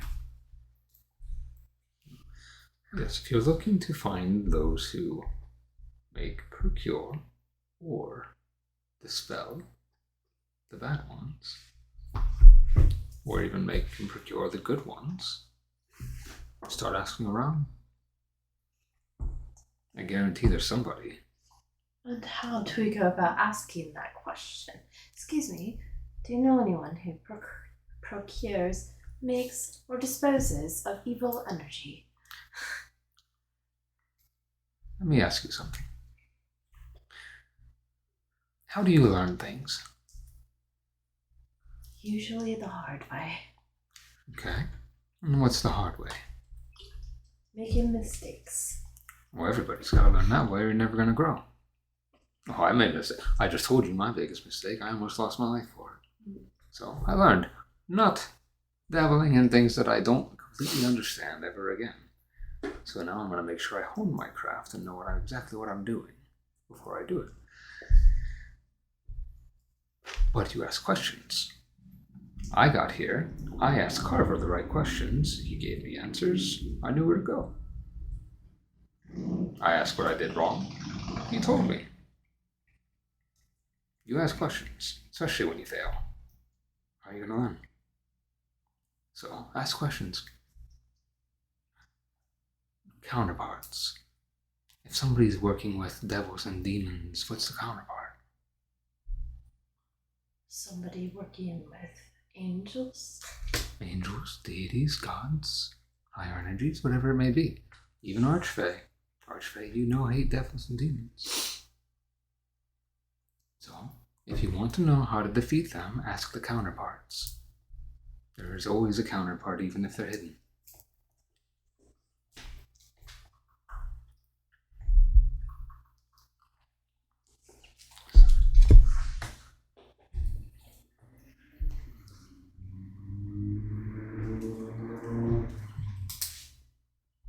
Does that give you the information you need? That's very helpful. Did you have any other questions? I feel kind of bad not asking you a question, but That that was a lot of information. was more of an information dump than you needing to ask, so you're fine. Well, I truly appreciate it. You are very welcome. Just had a very, my ears perked up with that conversation, like, oh, artifacts. So I just wanted to hear what we were talking about. We appreciate it. You're very welcome. And if you have any more questions before you leave, feel free to ask for me. But Carver's available too, I'm sure. But he just kind of taps the table and smiles and heads back over to Adam. And Adelaide just looking at him and just like, what are you doing? I was like, I was curious. Okay, look, I know that I set you. The last time I was uncomfortable with someone, you stepped up and you talked to Grandma for me. But maybe perhaps you could do it again. And we could just spitball some ideas of questions that we could ask Carver before we depart the trade. So, how about, in order to learn and to grow bigger, I make enough mistakes. I stand with you and we both ask questions together. Accepted.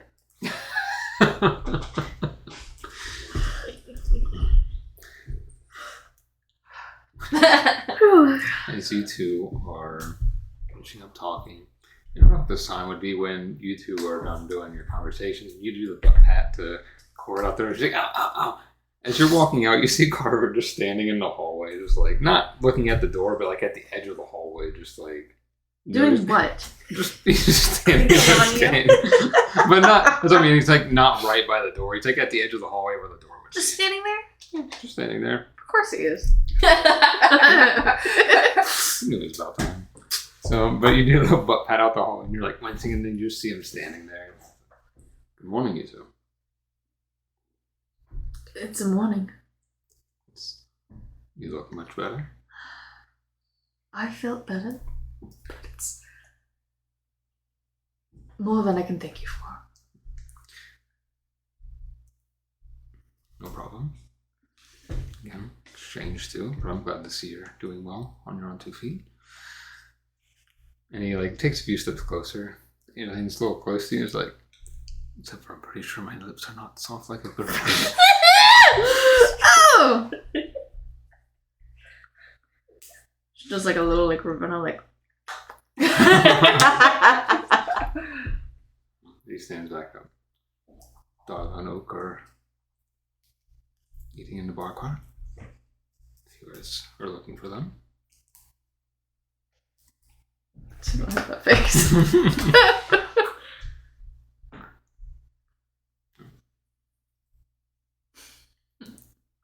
As getting ready, he's like, Ravenna. I'm not saying you're not walking away, I'm sure. You're still probably ready. Yeah. Okay. He like gets close to you. And he's like, pulls on, like touches your head and like starts messing with your hair. So like standing above her doing it. You see him She's like, kind of like, yeah, your hair feels tighter and like more kept. she like touches it. So as you like reach up and touch it, it's like the same kind of shape of a pen that you used to have, but instead it has like the emblem of his, like on his cane, like that, like golden like stag touching pen. the top of it. Oh. It's fine. Just make sure your hair stays where it was before. Oh, thank you, Carver. And he walks back to the. I'll meet you in the cart whenever you guys are ready. I'll be around Adelaide and Philip. You're not gonna have breakfast?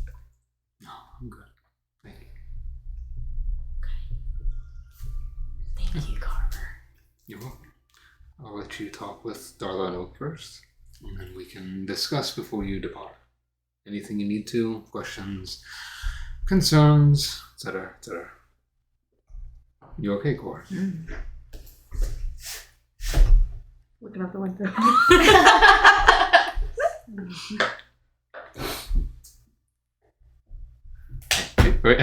As you're getting ready to go, he leans in real close to you, just so that way you can hear. Yeah. You know it's real hard to hear. Can't hear it. God, I don't.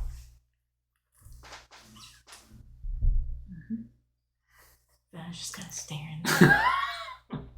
When he says that, she'll probably like. I was looking at you. She's like looking at the two towers in front of her, like.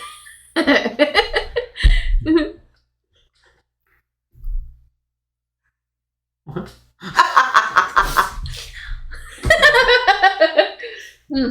So as you two continue forward into the bar cart, you see Oak and Darla. Let's do something. Oh, okay. Carver, go away. Did she say that? No. Did Oh. he? Oh, Did no, he go was- the opposite No, direction? he's or- lingering, like he's behind. So he's letting you. Oh, pass so he's forward. coming with us? Okay. She'll wait then. Never mind. She'll just kind of like walk up. She's like, Corin, she'll like look up at her. What's that? I want to ask you later. She turns. You go into the bar cart. You see Oak and Darla sitting at the bar. Oak looks like she has a bowl of oatmeal in front of her. And Darla's sitting there. I wouldn't say Darla's like. She looks like Darla's thoughtful in the mirror. And Oak seems like she's eating and not as furrow-browed as Darla, because Darla's got something else on her mind that she doesn't want to do. But you guys would both see them walking in now through the mirror, hearing them. Cora will probably sit, and as she sits, like, she'll probably, like, she's gonna, like, put the necklace on. She's gonna, like, put it under her shirt and stuff.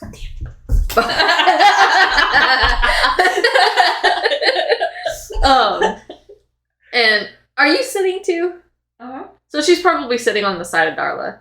Uh-huh. So it's like Cora, Darla, and then Oak. Yeah, so And then wherever we're at. I'd say because Where were you sitting at? there's the bar? 4. Kind of like towards the middle. Okay. Yeah, so there's 4 seats. So there's the one right there. Then if Oak would have came in and sat next to Darla on the right side, and then there's the 2 on the end.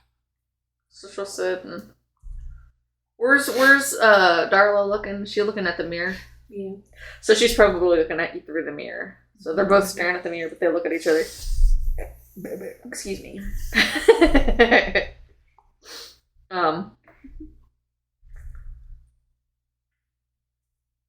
You're alive? Welcome back to the land of the living. Thank you. Good morning. Want some breakfast? How are you feeling? Sore. Well, I can imagine. Mm-hmm. Darla just gently It hurts. She like leans.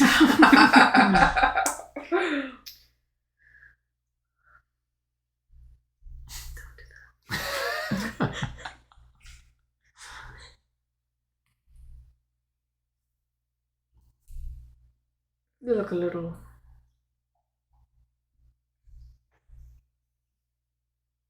in thought. thought you were gonna make a fucking short joke. Never crossed my mind. She's like every other person. Got the height of a courageous man.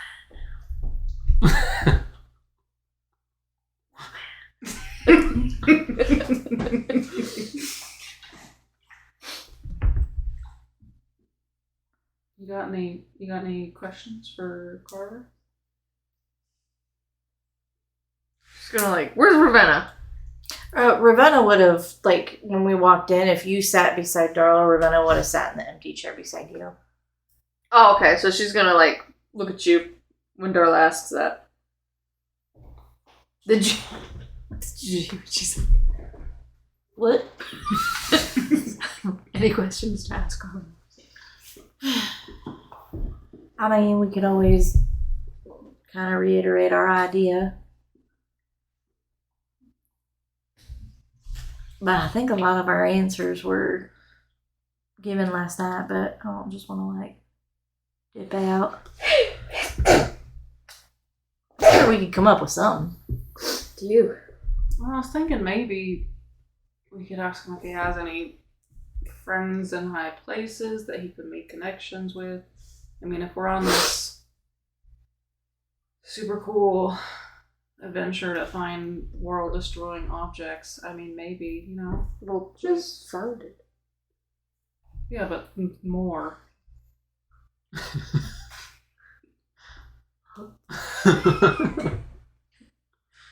There's more than just thought. Yeah.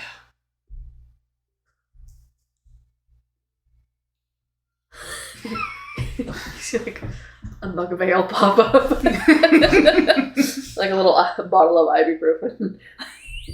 But hey, we found out there's good stuff too. Not sure what the good artifacts do. Maybe they just like make everybody chill within a 10 something, whatever this miles. Radius. 10-yard radius. She probably does that too. Like a pathetic little laugh. Or maybe one, if you use it, it just makes rainbows.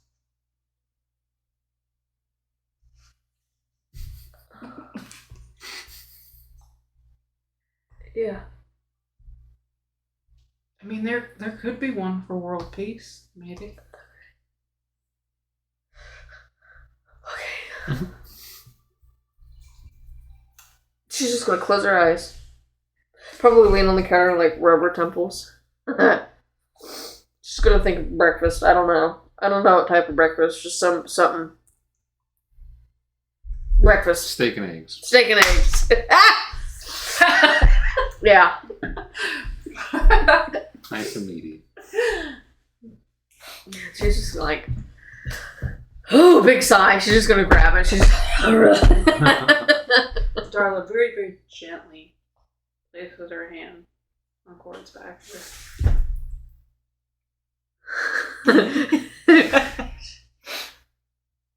Super gently. Just, this sucks. Mm-hmm. How long does she do that? She's just kind of like in her own world right now. She's just stepping out on your back. Keeps doing it. Like it's soothing her.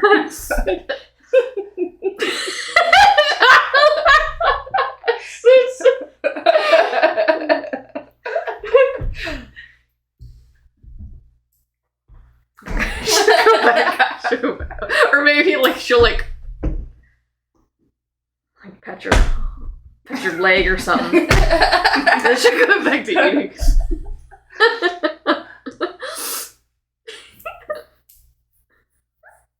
It's really funny.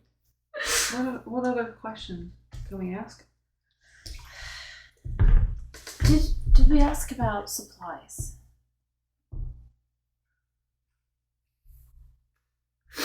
I wonder, does anyone need anything? I know I could use more arrows at some point, but I don't know if I can get those here.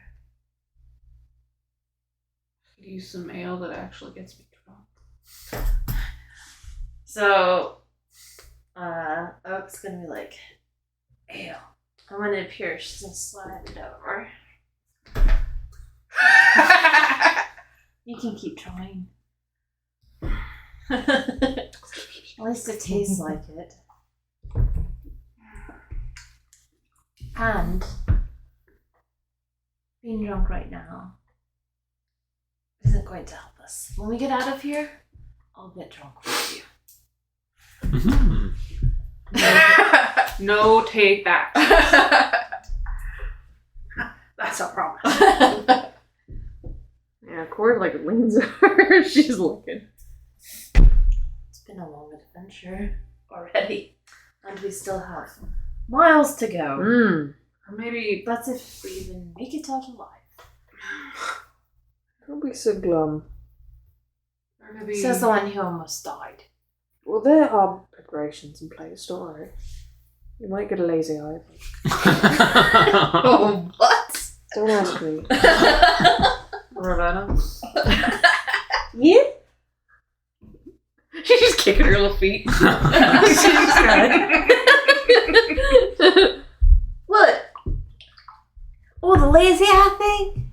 Okay, so there was this guy, and I'll tell you that story if you would like to hear it, but like the last possible thing that could happen is if you guys, if you die, I can go get grandma and have grandma bring you guys all back to life. But like she did that for somebody, and when he brought back, he had like a lazy eye that went like one looking at you, but then one looked all the way over like you thought he was looking behind himself. So, I mean, at the last opportunity, if it comes down to it, I'll just go get Grandma and we'll either A, drag your body back to her or have her come here and bring you back to life, but I'll make sure that your eyes are straight. So we've always had this contingency plan. I mean, it makes me feel a little better, I suppose. I don't know. But I don't want a crazy eye. No, it would be like kind of like, well, with No Swimming Jimmy, like, he drowned twice, but on his third time she brought him back, and this time she's like, well, I'm not giving you 2 straight eyes this time because I told you already twice. So she gave him duck feet and a lazy eye. But this would just be like the first time you guys died, so she would, I feel like if I asked nice enough, she would bring you back without a lazy eye. I feel like I'm missing a huge part of that story. Oh, Swimmy Jimmy, he died too many times.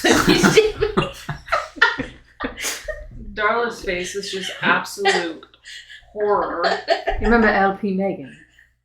Yes. She got left like that because she didn't learn the lesson. She went to Grandma more than 3 times, so now when she walks, she sounds like a whoopee cushion. I remember. Because Grandma was like, you know, you're not going to learn your lesson, so you sound like this. So you're telling me if I die a hero's death, trying to, protect Winnie's, your grandmother would bring me back.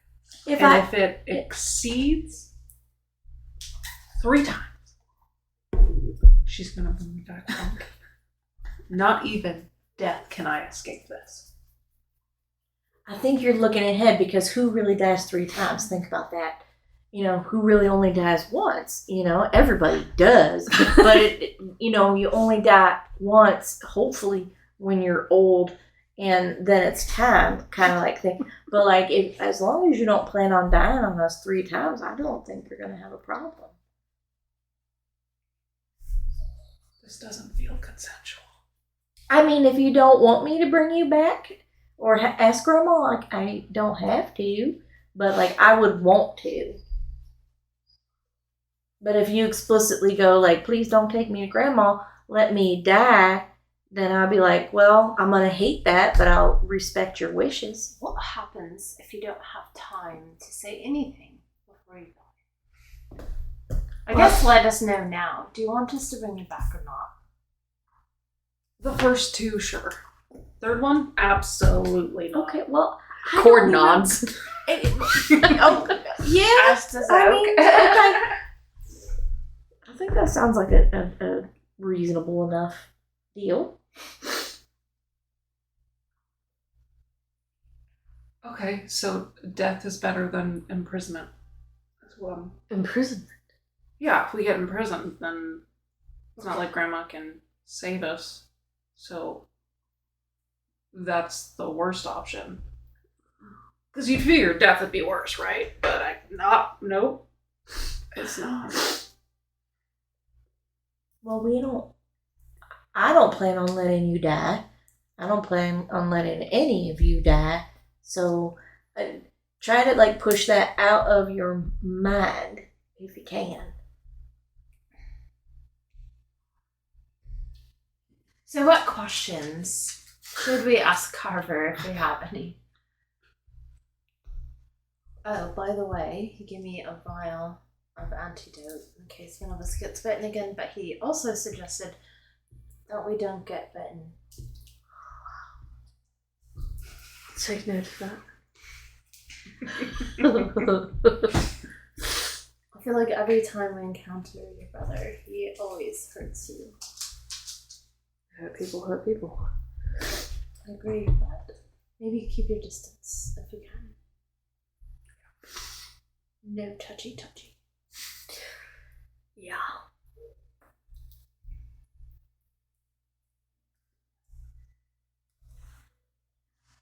Maybe Carl will know some powerful people that like Marith and would like to assist. Like Marith, as in devil? I don't think there's anyone else. I think it's us. And that is it. We can't be his only friends. Friends. Just because we kissed doesn't mean.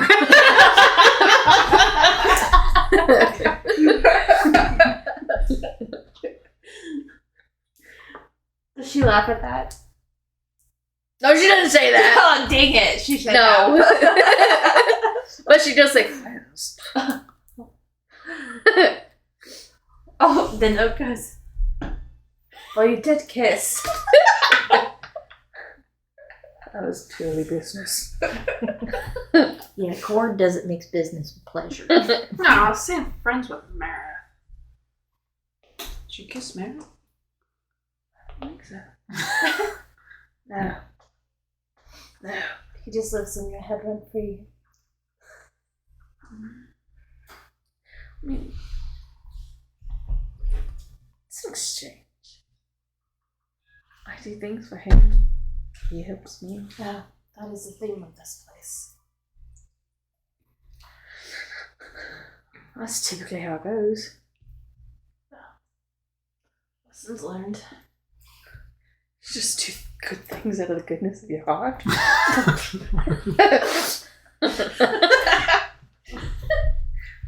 No. Yes.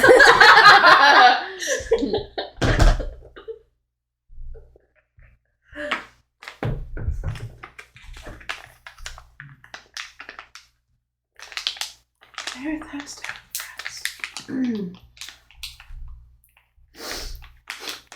Well, we can't really reach him. So there's not really a way to find out if Merith has friends.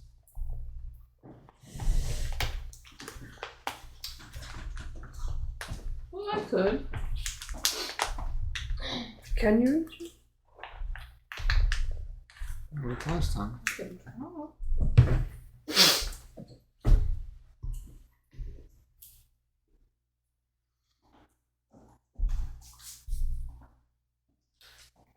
I'd like to ask Carver first. Just on that. Wasting the potion.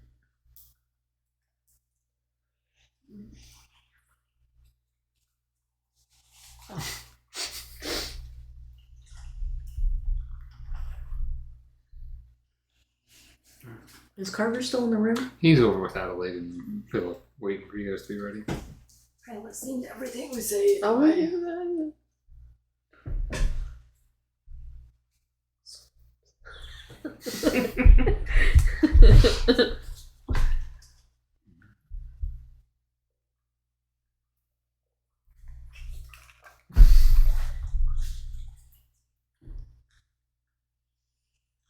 You're looking back. As you're looking back, you can see he's like standing, pain with Philip and Adelaide. He's just talking to him. And as you look back, you see him like peek back over at you. Oh yeah. My balls off. As you do that, you hear steady, soft steps coming. Oh. Do you have a question? Looks in the mirror. Yeah, I do. We both do. How about we can go back to the private quarter. Mm-hmm.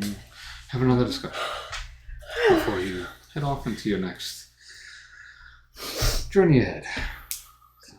He walks ahead to the car, leading the way towards that cabin once more, the little side cabin. He gets in there and sits in the same spot, the fireplace behind him, as you all filter in. We'll do the same seating, so that way it's easy. As he takes a seat and rests his cane. So, what questions do you have? Anybody else want to go first? I could do with some more arrows. Do you know where I could procure some? Before you all leave, nothing major. I'll give you a few odds and ends. So you have what you need to go forward. Aside from that, is there anything else? Do you know of any friends of Marith that I could reach out to?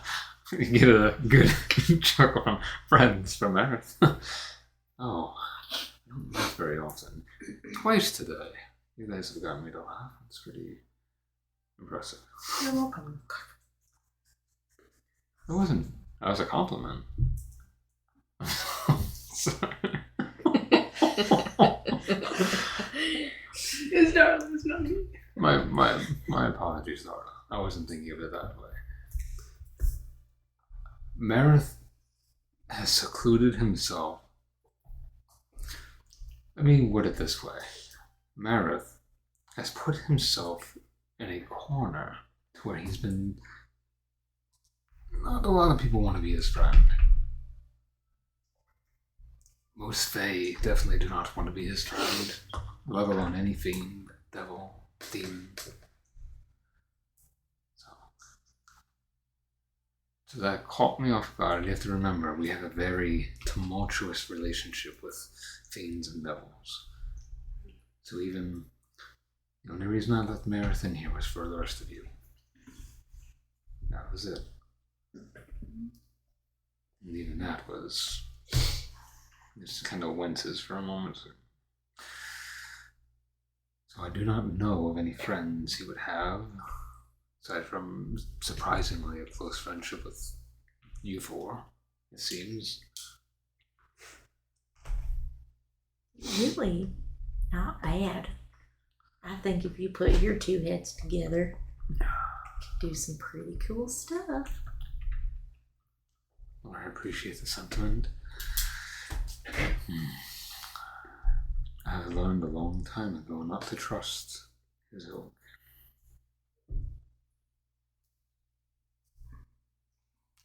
But, obviously, I let that slip this time.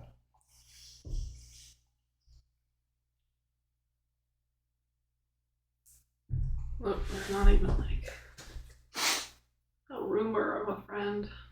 What are you wanting help with?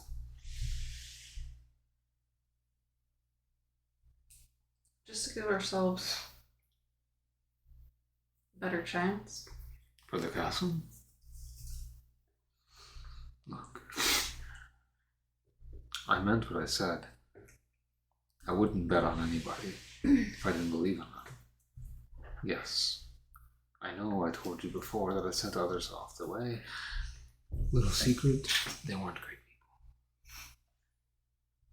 On the other hand, you four are strong, capable, and you all have differing ties for a reason for this to be completed.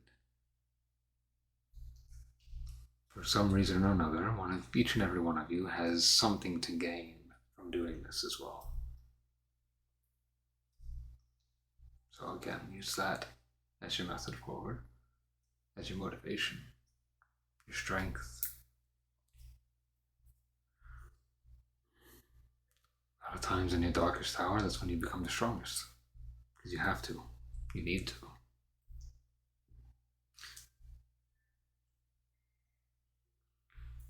And important to note,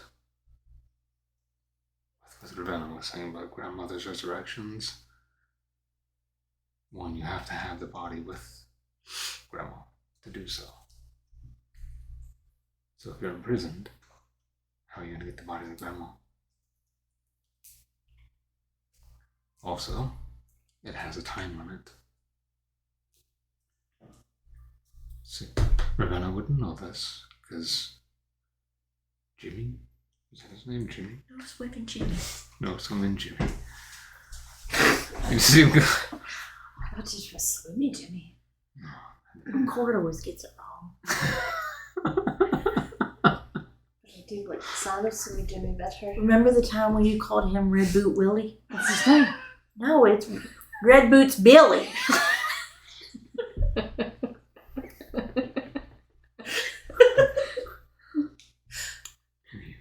Anyways, it's only there's a certain time frame with grandma. It depends on what she's doing. Usually it's only a day, maybe a few. The longer it is, the more difficult it is. It's not a surefire. So still make sure to keep yourself safe. But don't let it also hinder you wanting to have the strength to move forward. Although I haven't seen you seem so scared in a fight.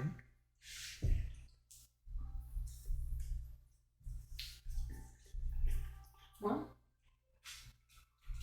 now I have less to be scared for.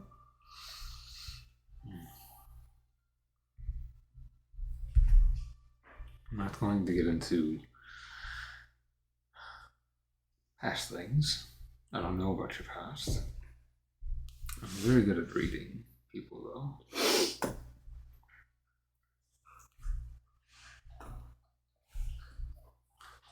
When you have something to fight for, though, and he looks over at Ravenna and Corrid, a lot of times it makes you stronger.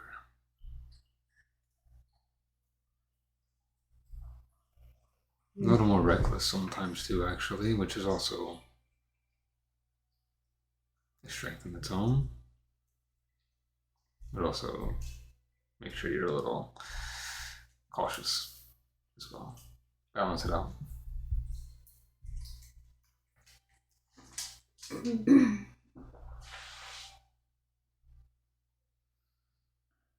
But if you all take care of the castle, I can help with Marith.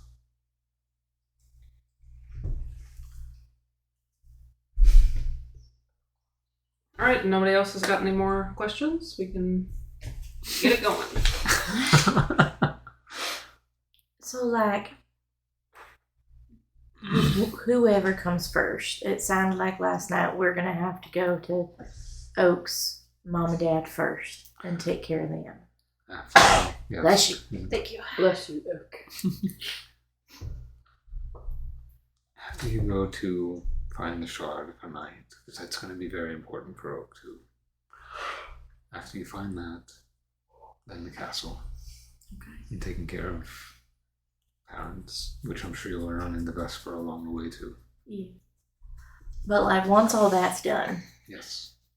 and then we put Oak as queen of the realm. So, Oak got chucked, they got their crowns.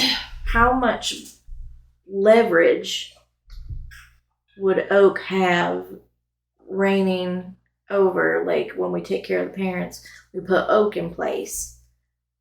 Does the Lord of Twilight, does he have to, like, or do they work in tandem, like, government-wise, or is it to where, like, he's still all overseeing of the realm, but she's, like, a subordinate? Or, like, would she reign over him since she's the true... No. Oh, the Lord of Twilight is the overseer. Okay. The queen is only queen of the land.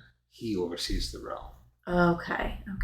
So even if we put her in that seat, we wouldn't necessarily have any, like, hey, Lord of Twilight, quit being a butthole kind of thing. On the contrary, I'm not exactly sure what's going to happen when she reclaims,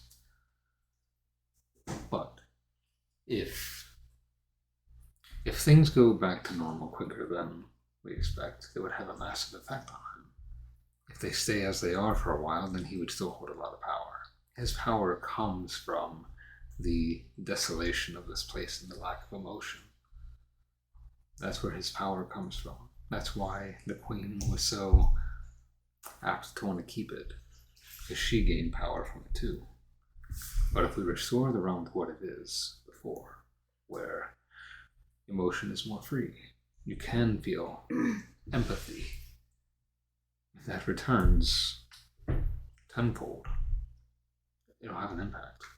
And then I will have more strength to do what I need to do. See, then he'll get more strength. You can get a hold of Vane, make him better, release everybody's memories, make everything better, and then boom, we go after him next. And then we get Marith.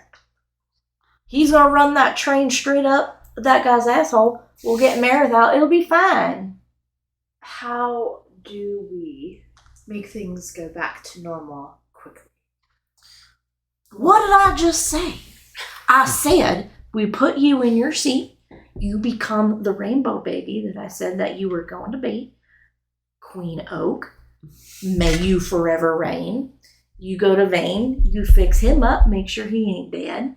Have him release everybody's memories. Whew! Everything flies back to where it was. And then slowly it just starts reliving again. Not all those memories are good memories. But there's still memories that were taken. We don't know if those will return or not, though. But maybe. They might. It's a possibility. It is a possibility, but it's not an absolute. So we can find out when that time comes. And you'll tell the people what to do because you'll be queen. Be like, listen, make it better, make it better, make it better. You'll have a whole staff. Probably of like 200 people. Oh. Right now it's pretty desolate. See, she makes everything sad. She likes. Does the queen have to be dead for her to take the seat? Have to be? No. But I guarantee that's probably where it's going to end up. What's the technical aspect of it? She should sit there with the crown on. Is there a crown? Oh, there's a crown. There's a crown. Is it magic? Is it... That's what I'm saying. There's usually a little bit, but taking the seat and not just sitting in it, but truly claiming it. You have to truly claim it. You don't have to do some kind of speech or anything, but you have to want to claim it. Not just to get the mission done. You have to do it for the right reason. This realm knows. If you're just doing it to sit on the throne, that's not going to count. I guess that's a question to ask is, do you know what you want? As of right now,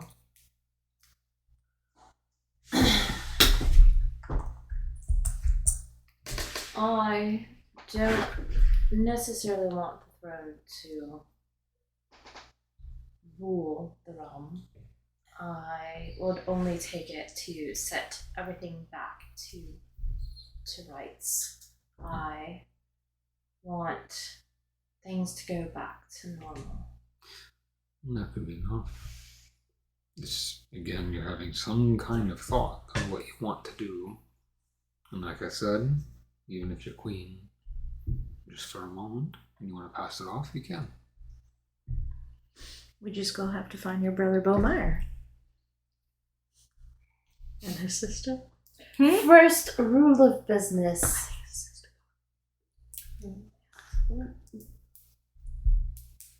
I have two brothers, right? Yeah, two brothers. I take it back. I thought it was a sister. I was like, wait a minute. I'm so confused. Yeah.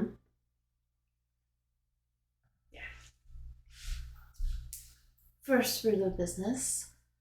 Taking Beaumire's name out of existence as my brother. That's not very nice because that's your brother. You're just going to do what your mama just did. This is asking very much like your mom. Yeah, I you're will going to have to officially embrace him. proclaim that he is not my brother. And anyone who says so can spend the night in the dungeon. I'm going to keep saying it. I'm going to keep saying it over and over and over again because I was right and y'all going to have to catch me first. Is it really his fault how he grew up when you had loving adoptive parents? They have And mushrooms. No one. Continuing on.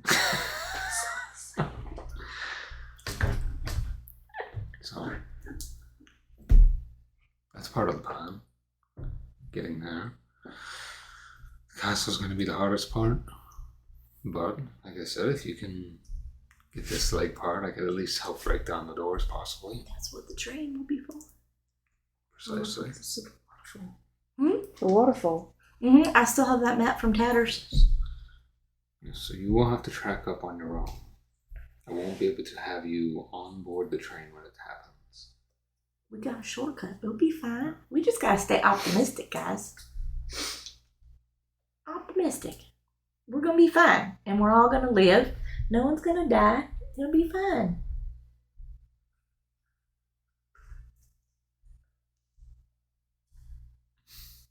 And if we die, come back. We have 2 chances. It's crazy. 3 if you're willing. Then you can see somebody coming from you from the front and the side. And for Darla, At the that same might be time. a really handy thing. Might add a plus to your perception. You never know. Your depth perception might be off though, so when you swing, it may not hit where you want. You didn't need eyes for that. You can just feel them.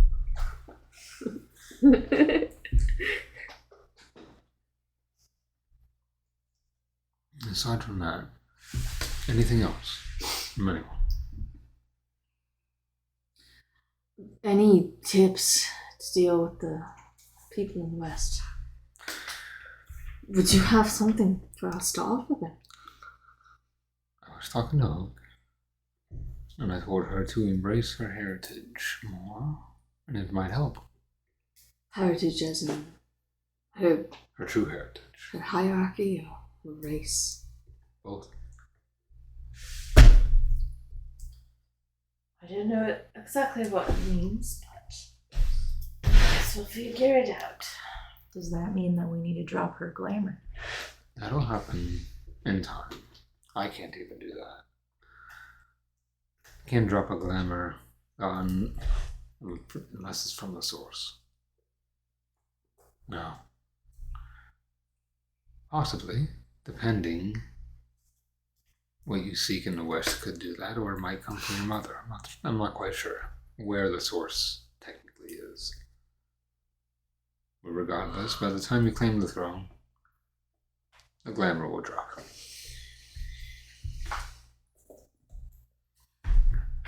Everybody knows, though, here. Not so we've seen. Yeah. We can... The Amaranthines have a very particular bloodline. It's very noticeable. You can feel it. It's like thrumming. You smell funny. You smell. I don't. I actually smell really good. Right now, I might be a little rank, but I smell decent. We didn't say funny was Funny. Cor's hi, just hi. very subtly nodding to herself.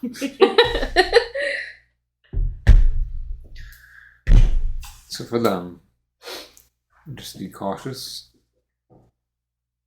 It is a very trickery in terms of how you have to navigate. And I'm not talking about like grandmas where you have to be sure where you're going, like watch your footing more than anything. Oh god, it's a fucking spider cave again. What's what? She doesn't say that out loud, she thinks about it. Can you read my thoughts? No. Sure. She still thinks it anyway and looks. No, she Just like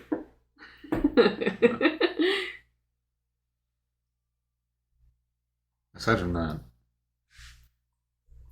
there probably won't be a lot of talkers there, but there might be a few. The only one that will really matter is when you get closer to the center of the void of Severian. You can't miss it. Giant fracture in the sky from where the realms tore. But right below it, that'll be where you need to go. Are there things that they like or want or need of? No, not that you would be willing to give.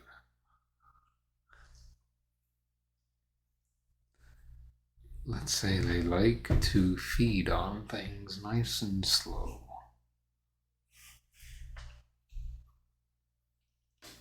But, again, embracing your heritage might give you a leg up.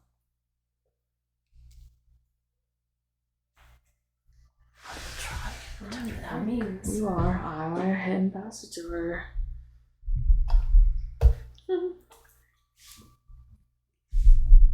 Perhaps you can promise them things go back to the way things were. You are the true heiress, after all. Are you going to help us, or I'm going to put you in that seat one way or the other? Help us, or Or face our wrath. you are,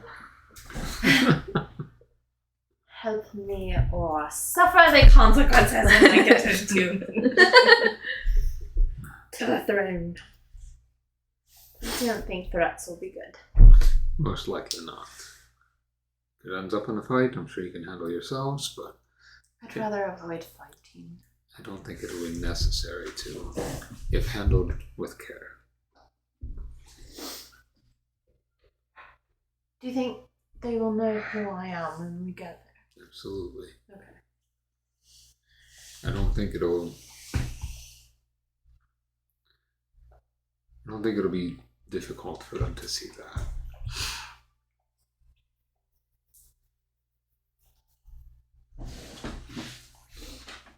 Do they know what happened to me?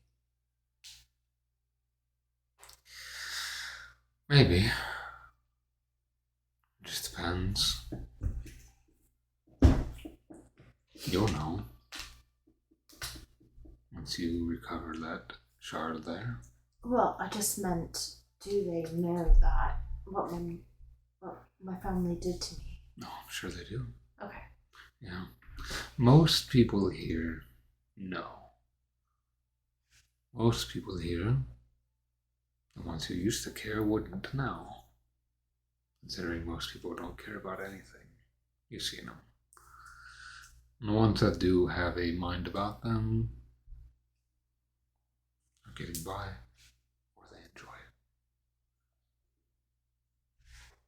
it. Alright. Do these people enjoy it? They get fed. So they're just getting by. They're getting by. It's not a good, greater or lesser of evil. It's just they're just getting by.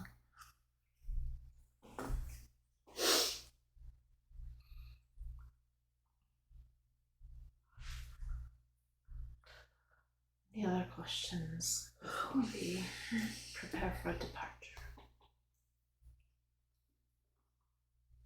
I can't think of anything.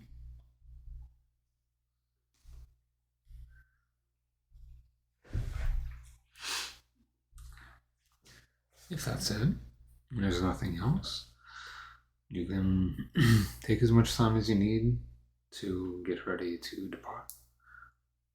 It'll be whenever you're ready, we can stop and I can drop you off. So, aside from there, if you need a few more minutes to rest, eat, gather your things, and I'll see you out the door whenever you're ready. As he says that, he stands at his seat and just is like waves and the door opens and you guys are free to go whenever you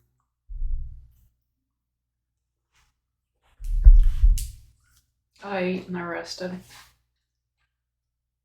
Same. All as good as I'm gonna get.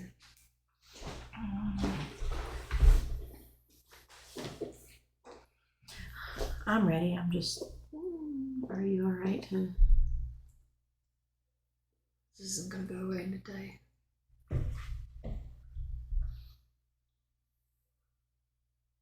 I'm fine. We'll get provisions if we can before we leave.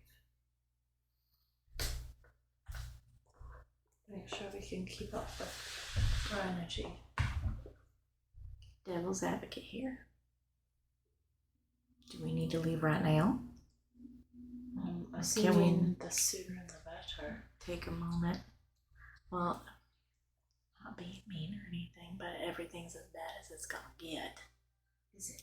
Is taking it just a little bit more time for her to get back Not 100%, but right now I don't even think she's at maybe 50, maybe 50%. Oh, really? You've been bit by your brother before? She'll get up and like, like you hear her bones cracking. I don't mind staying if Carver thinks that will be okay to stay. So, do you want to ask? He's right there. Oh, No, you guys never said you were walking out or anything, so you're still there. You're still listening. You're fine. It's truly up to you all. If you want to stay on one night, you can. Is anything going to truly get worse? It's been like this for years. Okay. It'll be alright. Yeah, then I'm okay with staying. And you don't have the heart to worry about it anymore. That way, just saying, like, if we get out there and we get ambushed. As you're talking, you see Carver getting something out, and he like twists and he starts pouring into a little glass. You see him get something else out and starts to twirl.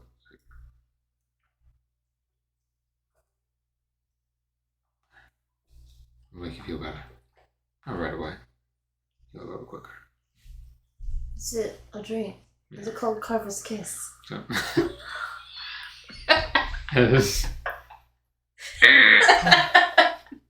as you drink it.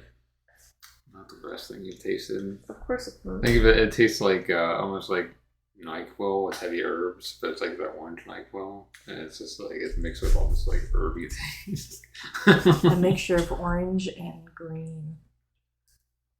Yeah, it's Orange not great. matcha. It's not, yeah, it's not great, but it's like you just down it. Okay. As you drink it, you can feel it like start to course through your body, like your body gets warmer. What are you supposed to think about it? It's not instantaneous feeling better, but you can feel like it working, like coursing through your body, your veins and everything, and starting to make you feel just a little bit lighter, better. But it's a good night's rest. You should be all 100% in the morning. Just gonna go stay next to the fire. Where were her Bones. Her old bones. brother's just watching her, keeping her eye on her? Provisions.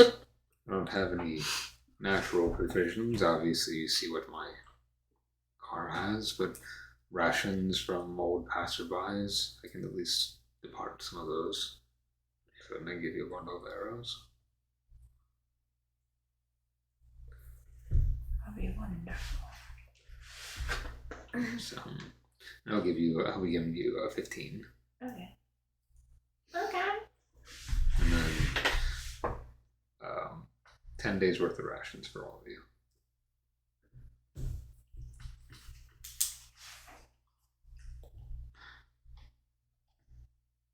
Do you need anything, Ravenna? Some sustenance would be nice if you wouldn't mind. Some what? Sustenance. Yeah. Oh. He goes like below the table. So he takes that glass back from you and you see him just kind of go. And you like just see him wiping down for a second. And he looks like at everybody and looks at you. He's like an eye smile, not like a full smile. But you can just see it in his eyes. It's like into a liquid, but it's not like that. It's like almost look at it like liquid metal, but it looks like goldish, and then inside it's like swirling with like glitteriness, and also like almost a faint green swirling essence on there. Should keep you good for a while. I appreciate it. Does it do anything weird? No, it'll keep you satiated for about a month or so. Thank you. Appreciate it. She like sips it like it's wine.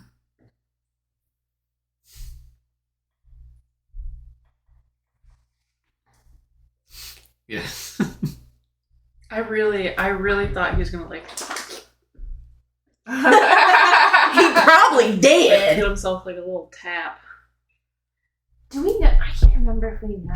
Or okay, I didn't think so. Yeah. We have. Everybody has their assumptions. Right. Corrid, Tasted it. Corrid is the only one that knows 100%. Okay. Technically, yeah. Darla has her assumptions, but that could have been anything. Yeah. But I know what the liquid is. Not that liquid.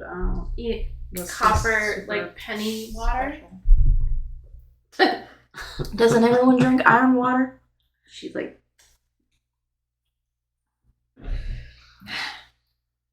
It's got a very like natural taste, but a little bit sweet. that's nice. She just keeps That sipping means it it's like a one. younger vintage. I bet it's a Carver vintage.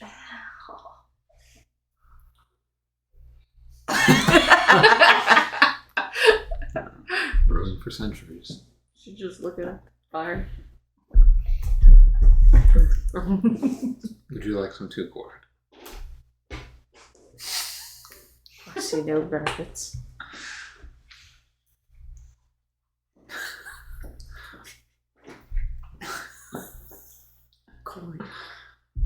Are you telling me when you're in your other form you've never had a taste and enjoyed it? A taste of what? I never would have thought to ask you that. That's kind of funny.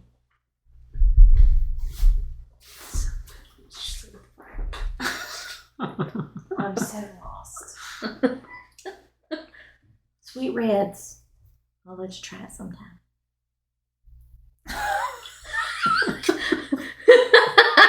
Darla, those of you listening. She shook her head. No, it wasn't that bad. Yeah, with disdain.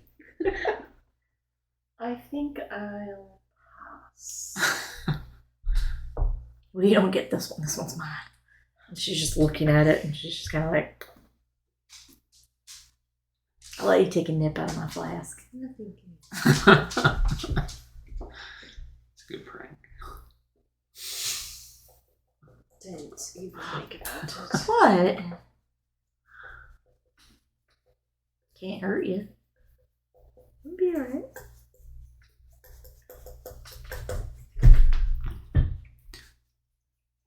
What's that? Is there anything else?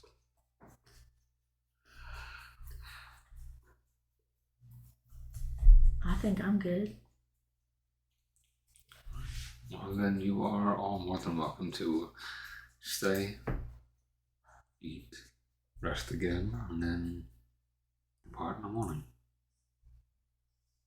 If you need anything, holler.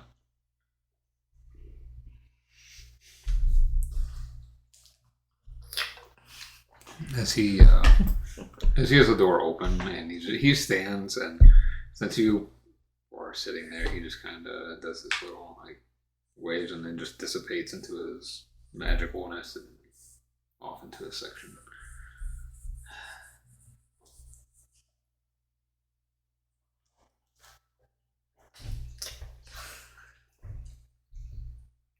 Nice fire. But do you feel better though? What? Physically. Yeah. Exactly.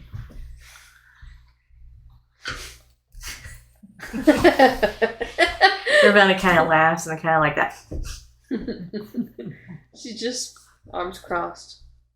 Like, you know when like dads get stuck watching like a game and they're like just standing in front of the TV? Like that's how she is. She's just looking at the fire.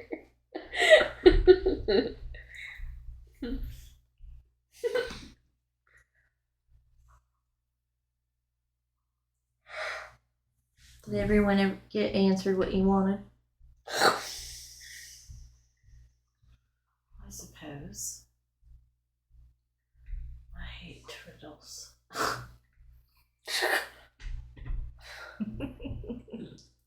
Me too. I don't know why they just can't give us a straight answer.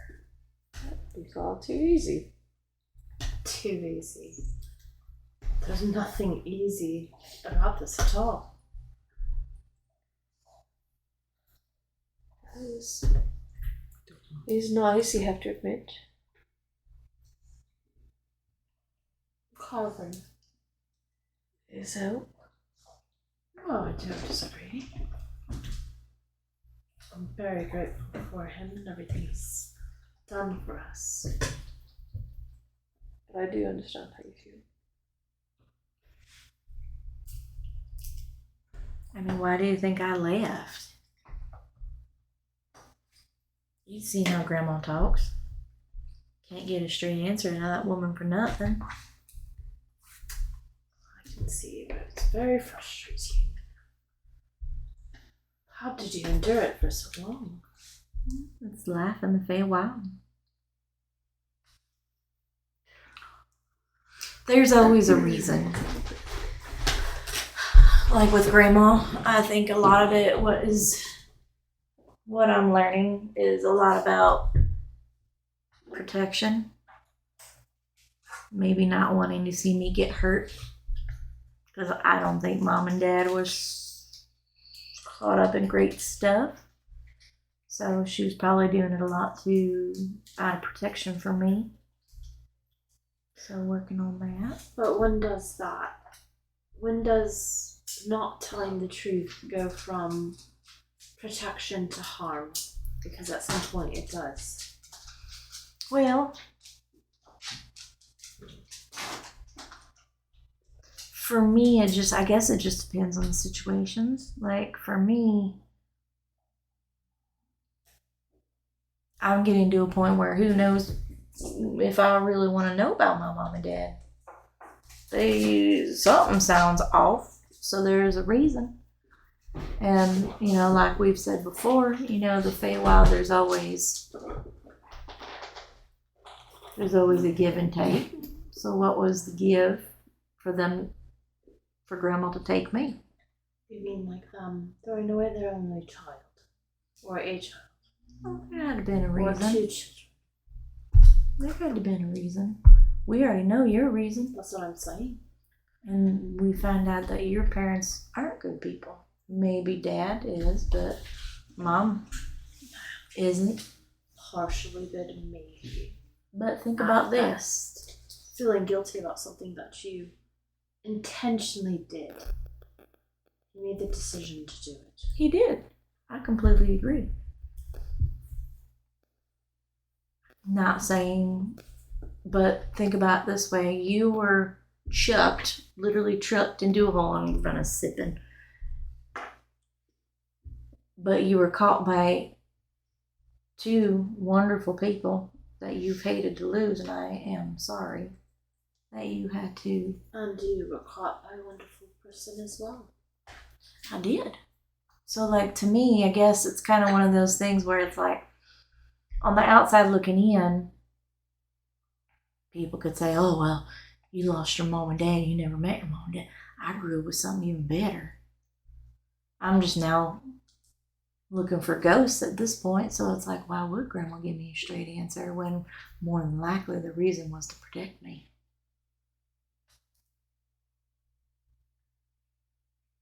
Do you need answers?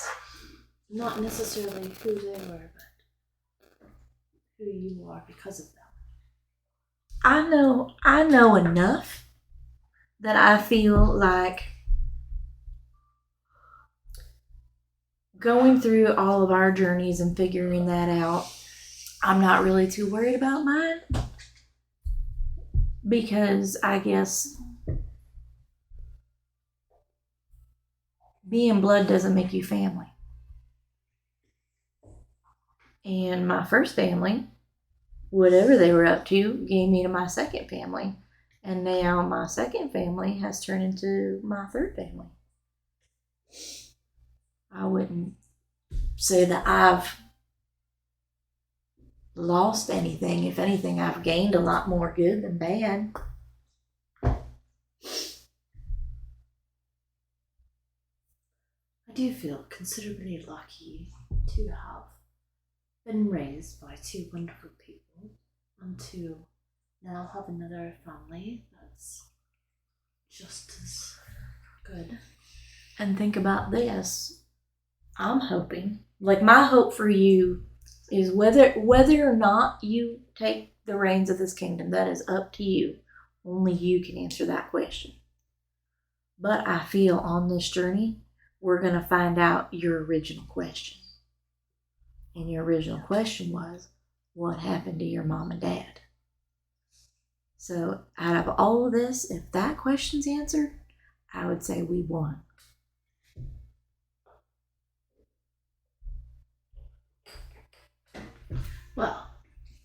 Well, part B to that would be who, why, and what am I going to do about it? Yeah. Because Think about it, that all depends on you and what you want to do and how you want to see your future.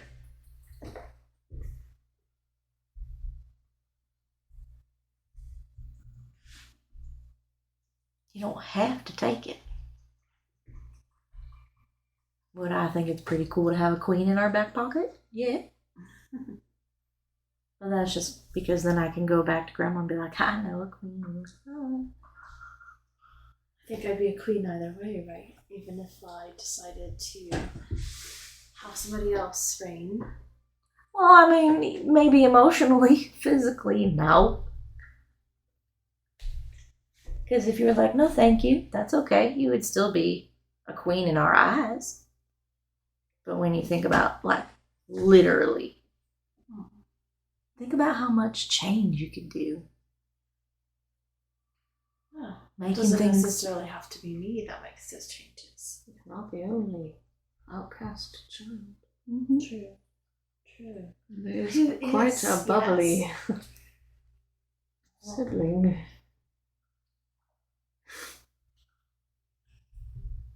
Could bring lots of whimsy.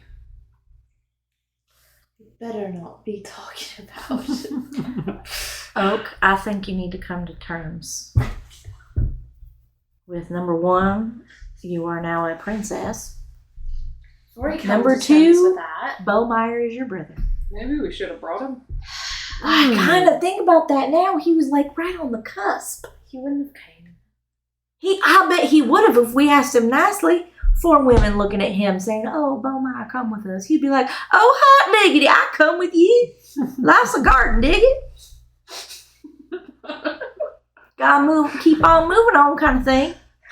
Guarantee he would be the one trailing behind us, just going, "Ooh, darling, look at you."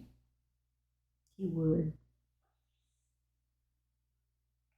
Never mind. What if you have siblings? And Beaumire was your brother? 'Cause it What? does kind of sound like you. Well, if he is, I kind of would want to know why my parents chucked him instead of bringing him to grandma. He's just a little lost soul that needs help too. Maybe they chopped him and your grandma couldn't find him. I didn't Maybe. realize that he was her brother. Maybe. But if he was my brother, Darla, still your brother, right? do you have any siblings? You do? Not him. Oh, no, I didn't think that. But you also had them. Did you grow up with them? Are you the youngest? Yeah. Are they awful? No. How many do you have? 4. Are they boys and you're the only girl? Was that awesome having 4 brothers?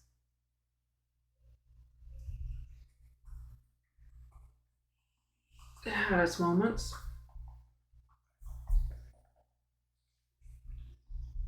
But we can confidently say that amongst this group, me and Corrid, Not related to Beaumont. No, definitely not. You That's too. you. Now we all know who the hell is related to Beaumont in this group, and I sure shit ain't me. Or it could be none of us. The liar could be on his own, doing his own thing. I'm inclined to agree.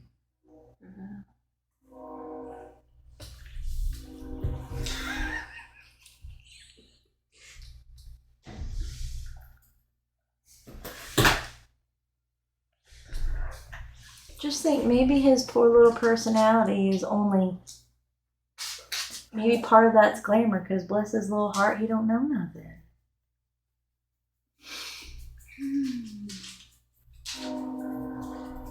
I mean, it would make sense. You made her look like she belonged where she was. You made him Exactly. look like he belonged where he was. And for someone to not have shoes, but then like, did we see Billy when we left? We had a walking skeleton. He doesn't even know what he can do.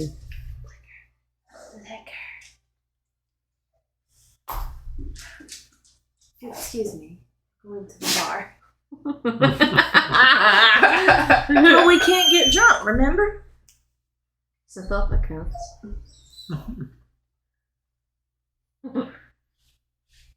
Is everybody alright though? Like, are we gonna make it through this? Probably not unscathed, but I don't see any other option, and I refuse to believe that there's any other word other than success. I didn't come this far to not succeed. oh hell no. I didn't go through all the stuff we've already been through to just give up now.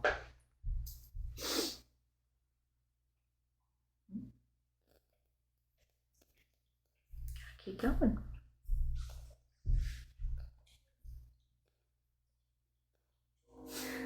Darling, are you alright?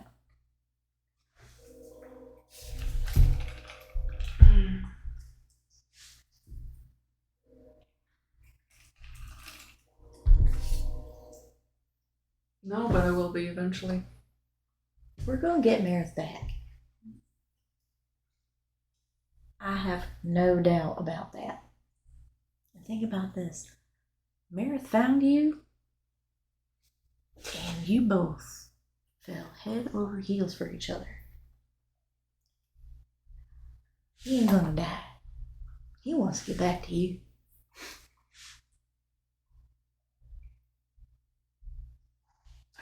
He could still die. No. I'm sure he's been through worse. Exactly. He is a devil after all.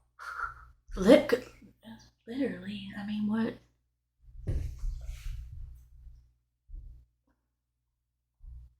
I know people talk about fate, but life is just chaos. There's no rhyme or reason. But he could die from a fucking cold. But in the midst of all that chaos, life is born and miracles happen every day. Flowers. Why would I get a miracle? You did, though. I mean, finding him, yeah. Why would I get a second miracle? Well, you did. Think about it. We stumbled upon Oak in the middle of the frigid. Like, okay, I know he can hear us, but Carver portaled Oak in the middle of Polar Christ and come right in our path line. And then your mage hippity hopped you guys across Polar Christ, coming into our crosshairs. So we found you in the middle of the desolate winter, 1. 2, you found Marith. And from the conversations that you and I had when we were shopping, I never thought you would be a mahogany kind of person. And now look, now you're like, holy shit, we're going to have little Marith and Darla babies running around. You're going to be queen of the devils. Think about it. You don't know what He could be way up here. Like, we got a princess, and then we're going to have a queen. We could have 2 queens. Did Marith ever say that he was like, like big top dog? No. I feel like he's more of an Did you ever ask? I'm pretty sure we've discussed that he's a boss. Like, No. he's He has he's somebody not else. top of the totem pole. He feels like more like an accountant. But some accountants can be really dangerous. Because they know all the numbers. How many accountants do you know that are dangerous? Ben Affleck. Exactly. What did you say? Ben Affleck. Hitmen and everything. Tell me.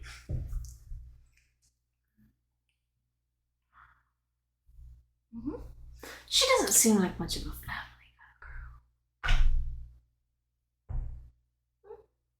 If not, that's okay too. No one says you have to have babies.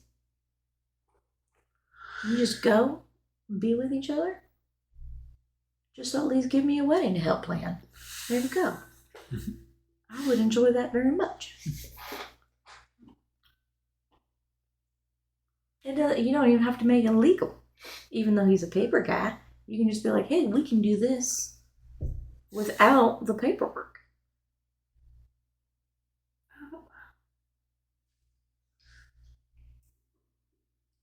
Okay, there.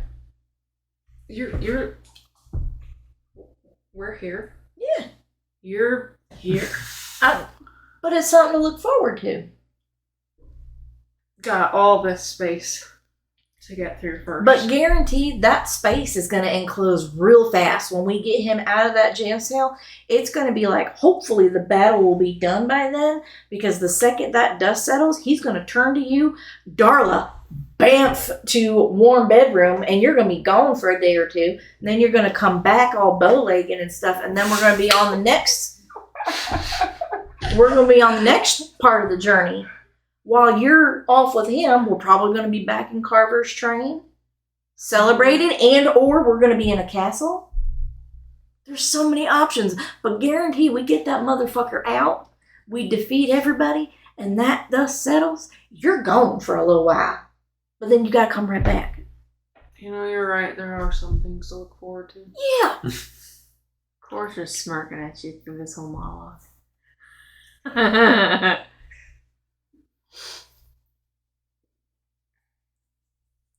All right. Well, that sounds lovely. Mhm. And I will see how it goes. We will. And I'll be really excited when it goes my way. Which is the only way. Exactly. There is no other option. There isn't. I've been right this far. Okay, let me count the ways. Do I need to? Yes. Okay. Candy She's Castle. annoyingly correct. Yep. Candy Yeah. Castle. Are you like Adelaide? You're like, I don't think so. Not that I know of. And then out of nowhere, you might be a fortune teller. bam, she's a princess. See, Diabetes monster. you have a- Diabetes monster. Princess. Beaumire being her brother. She doesn't want to admit it, but I am right on that. You are. The boots were stolen. The boots were, yep. What's? I think she might be our secret weapon. Tell us more. I don't think it works like that, but I do know that we are going to be all right. We might not come out unscathed. But I said it before and I'll say it again. We just need to be more confident in our capabilities. What are your thoughts on what's going to happen with Unigo? Unigu? Well, I think it's going to be one of those things where, so there's a day it's on the 4th day on the 4th week of the 4th Tuesday or something like that. But a lot of it's made a lot of Darla's force, a lot of taking notes. force go with you. But I feel like hopefully, Corrid, I'm hoping I'm wrong, but this is my prediction. my prediction would be is Nelkir is going to understand the wrong of his ways, and he's going to help us destroy Yennegiu. Or at least send him back to where he came from. And Nelkir has an opportunity to live, or doesn't. But if he tries to hurt Corrid anymore, he ain't going to live through it.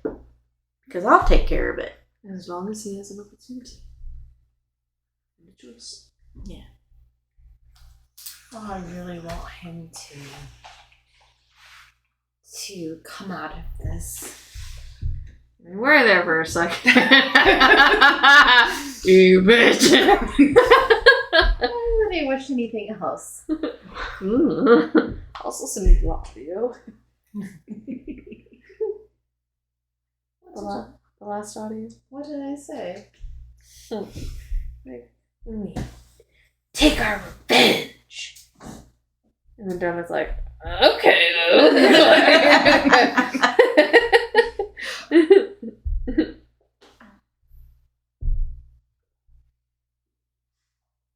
We're going to be alright. If she says it, it's true.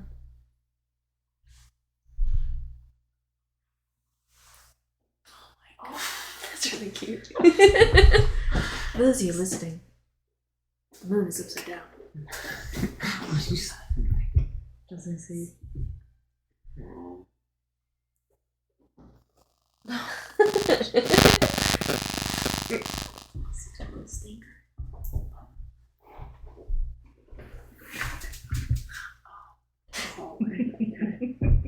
I see him. Oh, I was like, what's happening?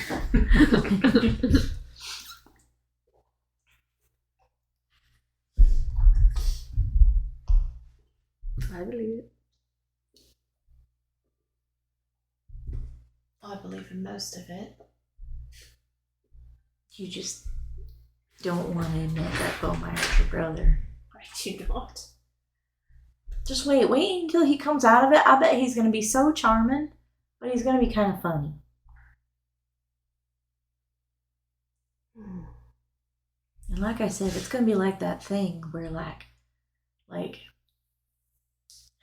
can't remember the reference, but like the second we crack open Marith's cell, wherever he's at, he's going to come out and he's going to like take everybody down. He's gonna whisk you away, and we're gonna be like, "Where'd Darla go?" It's like, it's fine. She's with Marith. They'll be back eventually.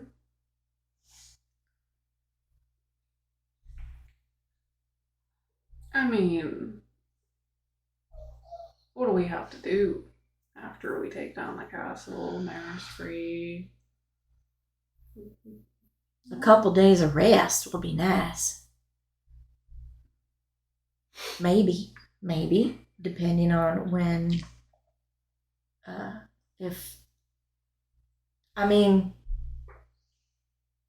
we have a queen, and then we have a new Lord of Twilight over here, Marith might be able to stay a day or two before they, put him out. Mm-hmm.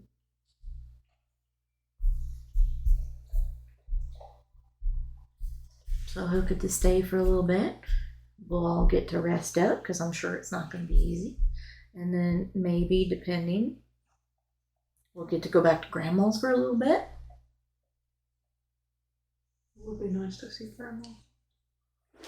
Spend a few days with Grandma, and then whatever comes up next. You think Rackus is ever going to show his face? I literally was just thinking of him. But if Nelkir can change his ways, would he still be the apple of Rackus's eye? Probably. What happens if he changes and he's not, I don't know, as dangerous? His mentality can change how strong he is. Wow. Yeah. Being less feral, less savage would give him better intellect. Clarity. I think that Still be strong as fuck. as many things are. But he wouldn't necessarily be as dangerous. Worth the hunt? Less chaotic, but still strong.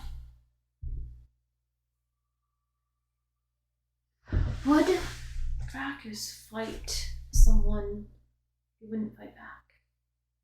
Like, would he... Like, what would be the fun in that? What would be the champion in that? Well, anyone's gonna fight back if you're about to kill him. It's the same thing he would do with Corrid, I would assume.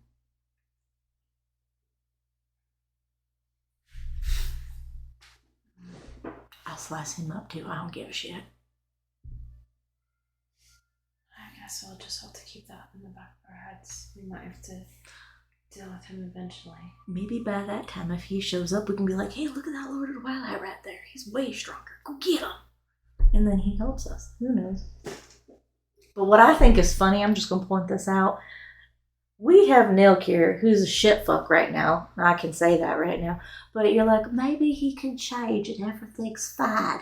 But then you're like, oh no, that Bo Buyer, he's silly. He ain't going to change for nothing.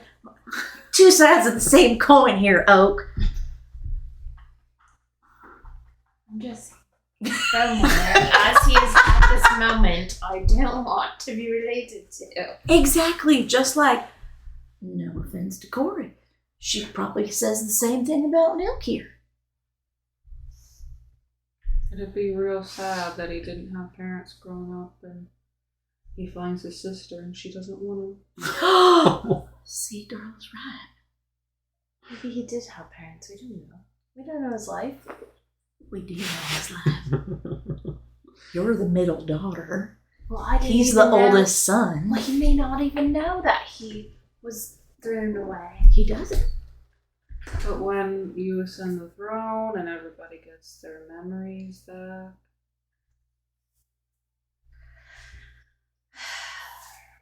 Or he could just be an NPC. No, because you know what's going to be like? Okay. Above table, but kind of Ravenna-esque at the same time. Y'all see Spaceballs before? Yeah. Okay. He walks in, he's like, I'm a prince. I'm a bona fide prince. He just shows up. Where'd he get an outfit from? No one knows. Beaumire's going to do the same thing.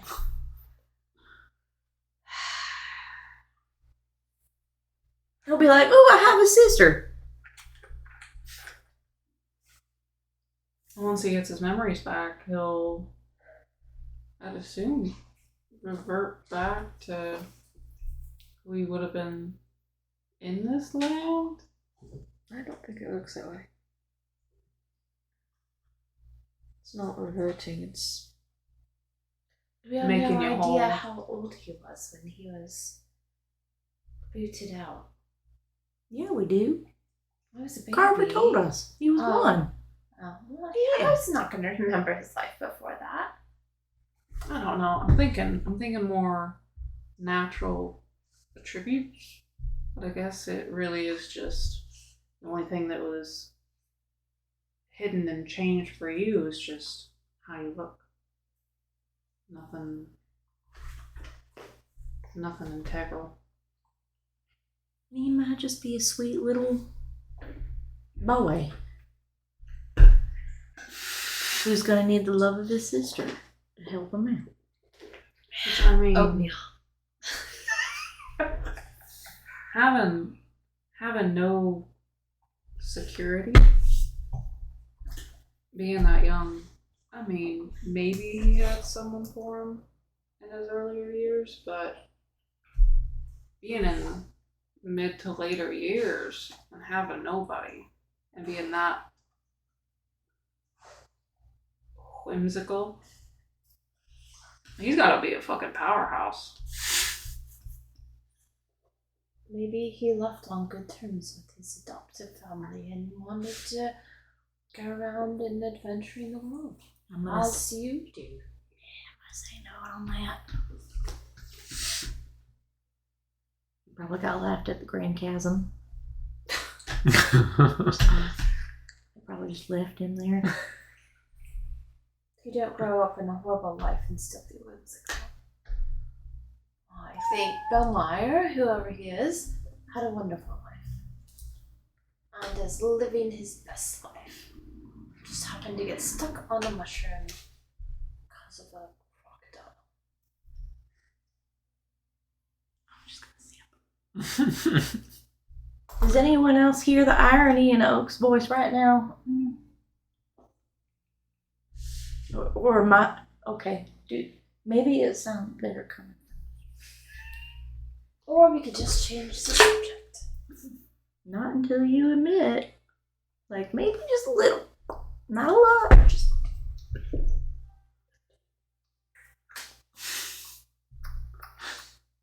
I think we have more of a chance of being related. no, not even close.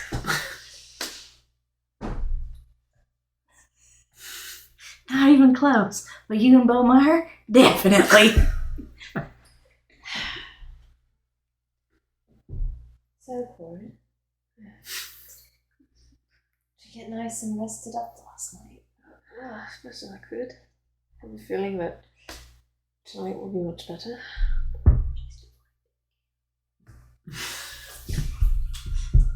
The thing he made.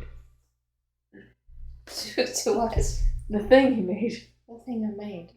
The carver made the drink. Oh. It's crazy how cagey she's being. When she asked me questions about my family and I answered. She's so cagey. One, I didn't know my family. Two, I'm not being cagey. I'm just denying the fact that that man is my brother. And also, not bringing up anything, but I feel like there's some irony like in your story. You had 4 brothers. Was your mom and dad nice people?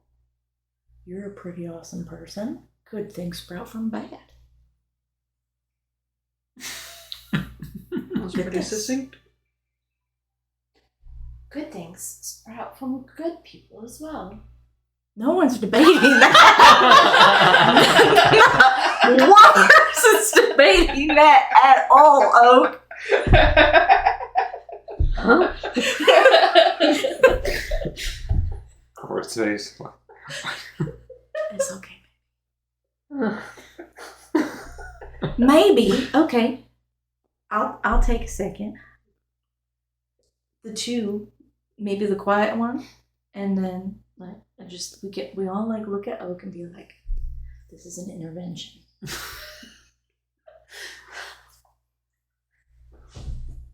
I mean, we don't have to push, you know. No, It's gonna come out anyways. it is. But I'm just trying to get like I want you to Just be wrap it up. prepared. Because if it just shows up like that and you're like, gee, I don't know where this came from. No one ever warned me about this situation that was absolutely coming. But hey, if it turns out not to be true, what a relief. I will eat Corrid's boot. Okay. And you get to watch Dear her eat it. TM. The boot that Corrid was Let supposed Ravenna to eat. eat Corrid's I will. boot. The boot that Corrid was supposed to eat when the diabetes monster was real. She was supposed to eat a boot. I'll eat Corrid's boot. If I'm wrong. Why does it have to be my boot? Because you said you would eat your boot and I thought it was funny. Oh, Did you ever do that?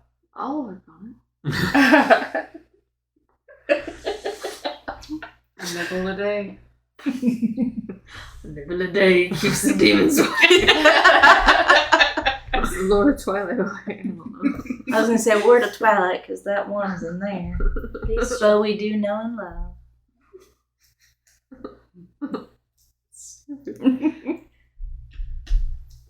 But you're right. You're right, darling. And when it happens, make sure you look for me on that battlefield because I'm going to be standing out there in all of my bloody glory. And I'm going to either be really hurt or not really hurt, but I'm going to be standing there and I'm going to laugh my ass off. And people are going to be like, Ravenna, what's so funny? I'll be like, ask Coke.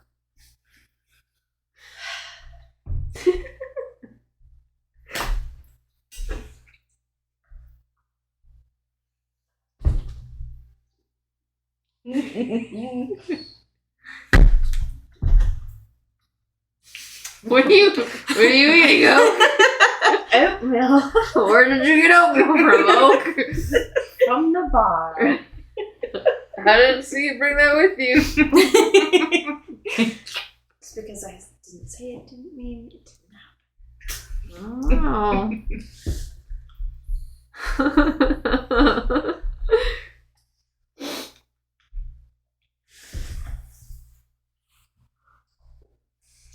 Well, it's been hours. It definitely feels like hours have passed.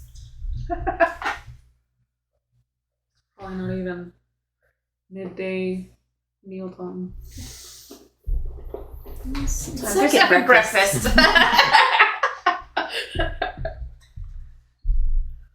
After you do all eat or take care of yourselves, what else, is there anything else you're wanting to do with the rest of your evening? What? Ren's looking at Corrid.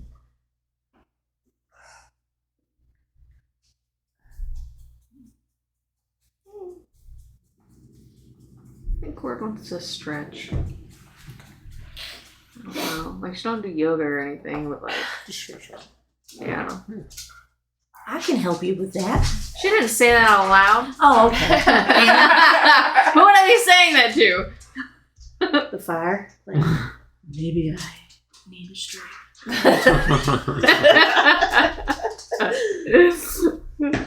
I mean, Cord's back.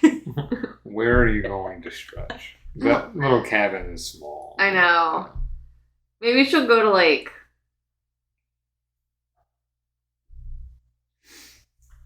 I don't know. Maybe like.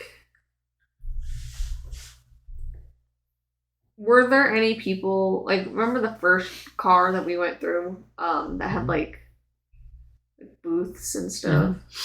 Because she could maybe like put like her leg up on one of those Yeah, booths. there's a and, like, bunch of like there's Yeah. like a normal passenger seat. Yeah, mhm. there's a bunch of those. Maybe something like that. Yeah, you can do that easy.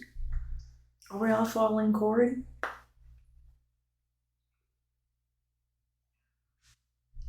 But she probably wouldn't get up to do it just yet. Okay. It'd be more so like later on in the day. We're just gonna have Put your eyebrows at me.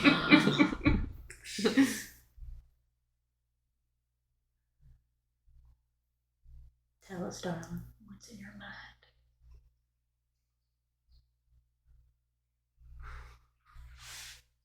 You're not thinking anything?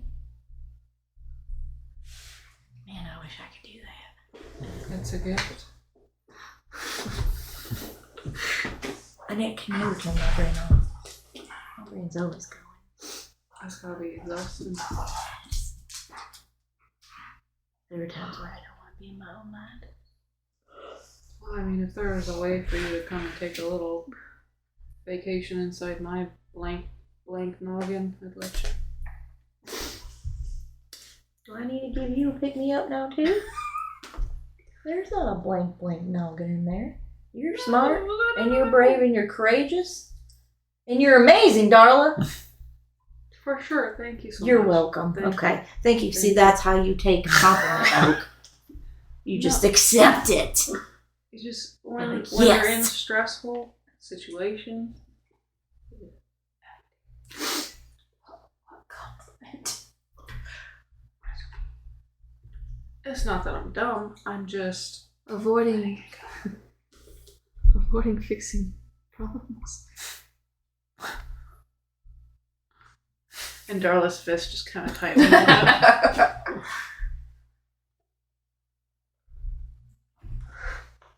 It seems like a coping mechanism.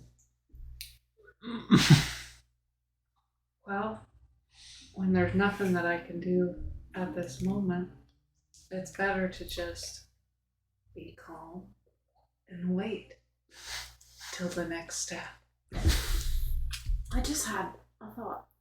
If there are emotions that she need to get out, this is a perfect place to do it. I think I'm going to go scream my head off. before we leave the train. And then Darla cuts her off by just screaming. Oh, like you got her so worked up. She's so mad. She's just screaming her head off. And she's like all jittery and shit. Get it, Darla, let it out. Do you feel better? Maybe try it again. She leaves. Oh damn! I pissed off Darla. Oh shit! And since Oak said that, she realized like she could let it out. She could just be angry.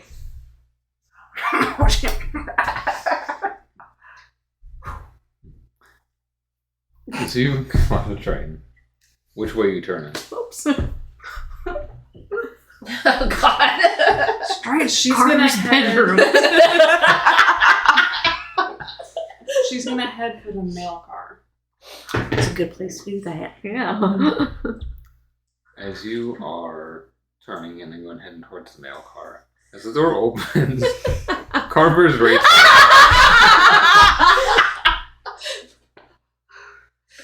Is everything alright?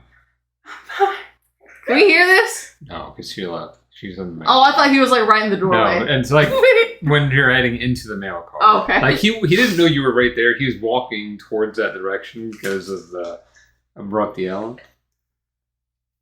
Let your emotions out. It's fine. Mm-hmm. How about you go get your axes? And as he says that, he's just gonna be like, if you want. She's getting a little like giddy excited rather than giddy angry. Okay. My ex. But like, he's gonna lead you to where the circus lady was, the cart with all that stuff in there, and he just like, okay, it's far away from everybody else, and then he just kind of like waves his hand, and there's like a couple of training dummies that pop up. All right, here's a good place to get out your aggression, and you get a lot of pent up, so go away. It chops down, another one will come back up. Okay. Thank you, Carver. You're welcome. Try not to bottle it up as much. And just let it know. Especially when you get off the train. You need to be clear. He just gives a nod to you and heads back to the other. I think also after you left, Oak would have and had that epiphany. She would have got up and started going to the bedroom cart or car. She's gonna start punching the bed. Starla goes and starts swinging her axes. So goes and starts punching the bed. And that leaves Corrid and Ravenna. What are you doing?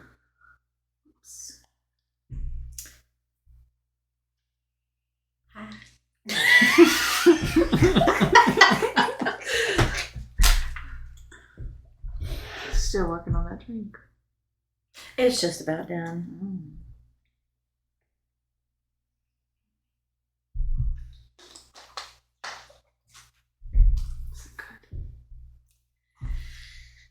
Do you want me to lie to you? Yes. It's awful. Tastes like shit.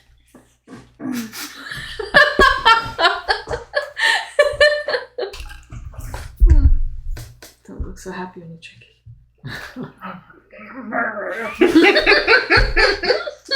She attempts to mimic Corrid in her grumbliest way.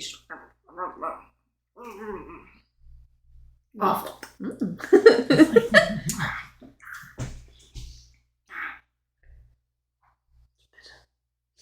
So that's better.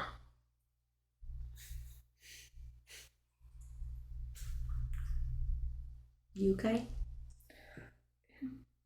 Feels good to stand.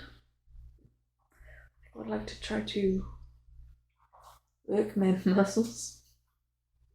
Well, if you would like, I can help you with that.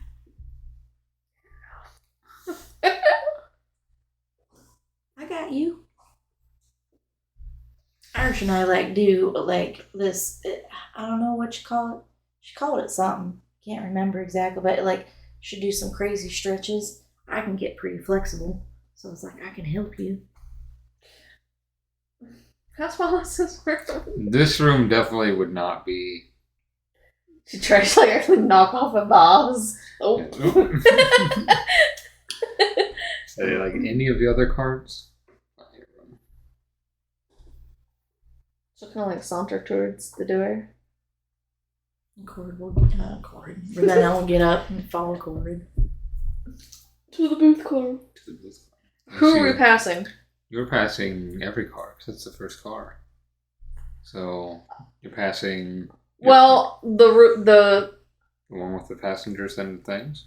Well, no, like the room that we're in right now. Yeah. Because isn't Well, you're not passing that stuff. I meant everything forward. Okay. So like you're gonna be passing the dining bar rooms, and then We're passing Oak though. you're passing Oak. Oak, would you have shut the door? Oh yeah. Then you wouldn't hear anything. She's okay. Sorry, I thought She was went into screaming. her room and she's like Yeah. screaming and punching the Yeah. bed. But she's screaming though. We Yeah, can't but hear. you can't hear anything. Oh. Remember, it's pretty soundproof. That's funny. Well, it would have been funny. Damn it, Oak. But yeah, she'll go to the one and like, I know it's probably kind of rude, but she has no sense of it. But she's putting her feet up on the chairs and stuff. As you do, again, you're in that booth card. You just see these like blue wispy like forms just sitting there. They're not even looking at you. They're all just like out the window. Yeah, that's fine. Are there more now? No, it's about the same. Okay. Yeah, she'll start, kind of like putting her leg up. Probably just because I know you said you'll help, but like just to like get a few of them out, like put her leg up and kind of like lean forward and stretch it and do the other one. She's kind of like doing one of those like where she has her glass and she's just kind of like watching, I don't know. hugging the glass to her cheek, kind of thing. She's probably like, I don't know anything else. But like after she does her leg, she'll like do some stuff with her arm, and then she'll turn to face you. All right, you ready? All right, and she'll like kind of like, and she'll put the glass down. She's looking at you. Oh.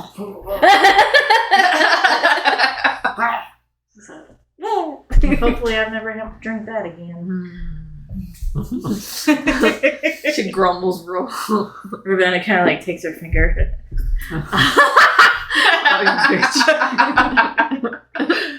Oh. And like she'll go ahead and she's gonna like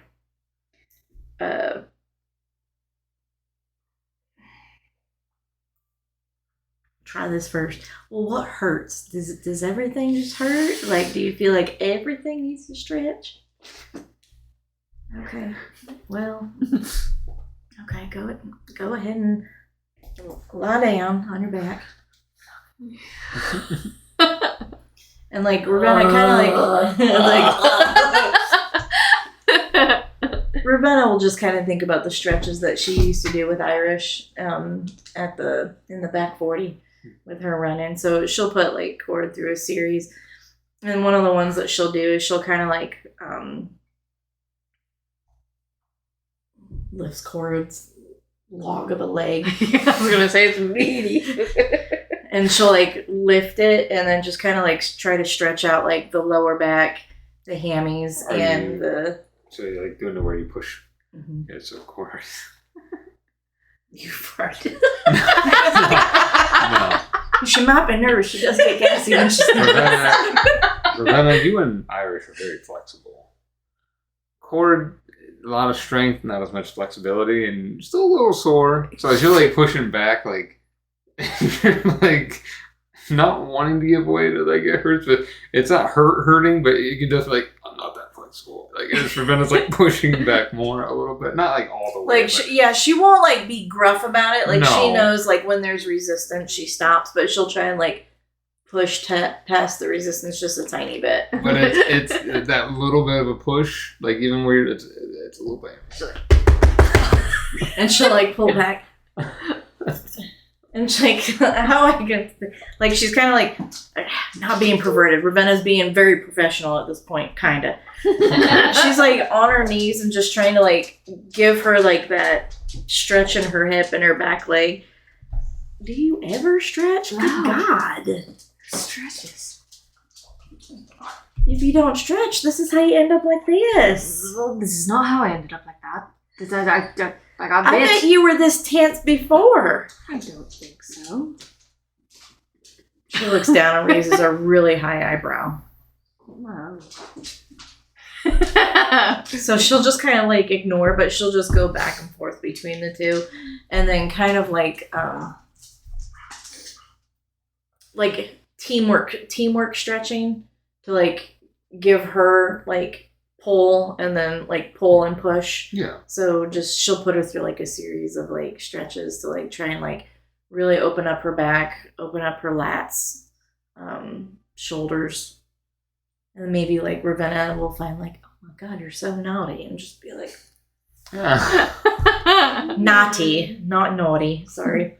And she'll like maybe rub a few, and then she'll like get really gruff, like that muscle for athletes right here where you put the thumb into the armpit. She kind of like Mr. Miyagi's you. Oh, God. Sticks a thumb right up into that armpit and loosens everything right on up. Oh, she's... Trust the process, it'll be fine.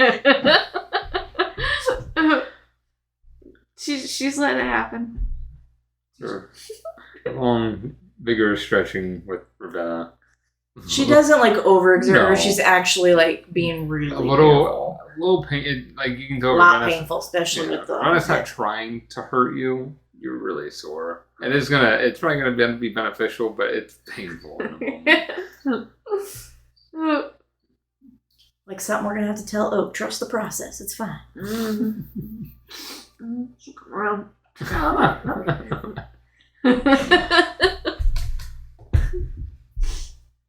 In one of the stretches, she'll look down and be like, "Should we go find Oak and Darla after you're done?" Okay. Trust me, you'll start feeling you're gonna feel real good in the morning. You will. She's like eyes closed, head tilted. Oh. So you get up then, slowly getting up forward, going and looking. Would you be, because you don't know Oak went to a room, would you be heading back to the cards then to try to find Oak and Darla?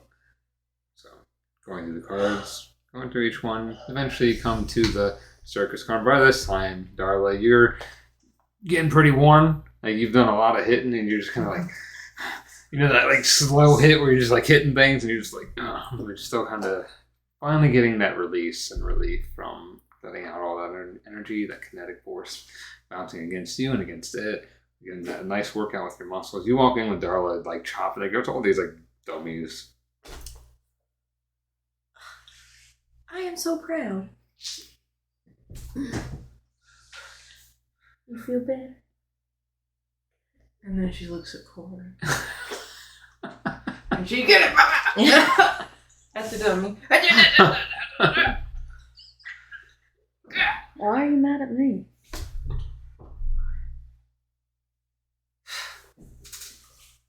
Because I called you out. Ravenna like takes a step back. Called me out. Yes. What'd you call out? Dad, if anything, I know what it feels like to keep everything inside. Just try to keep a blank mind. We're in a land where we can't feel nothing. This is not something new. You can't convince me that you haven't always done this.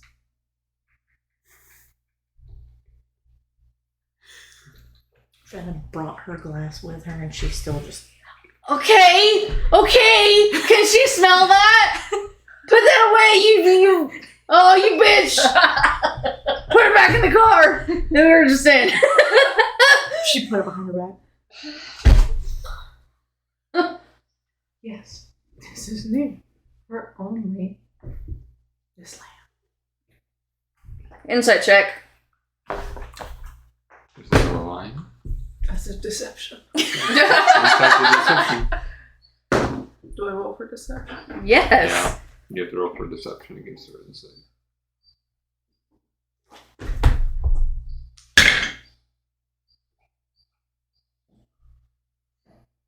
You go first. 16. Okay, yeah, she wins. Darling. Seems like she's long trip. Just seems like you have a much harder time with it.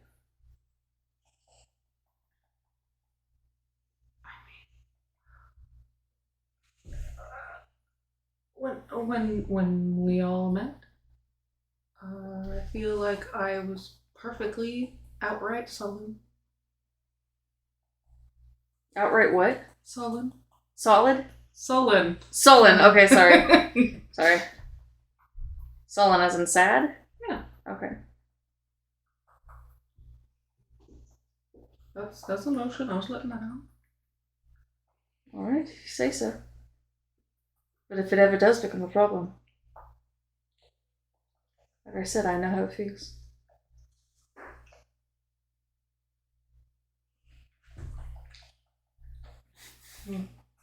I have found solace in you all. I'm sure you could do the same if you open up. Just like I did. It helps. Trust me. But you go ahead and have fun tearing up this train car. I'm sure it'll fix the problem. Damn. And then immediately, Darla doesn't feel bad anymore about lying. Watch out! Watch out!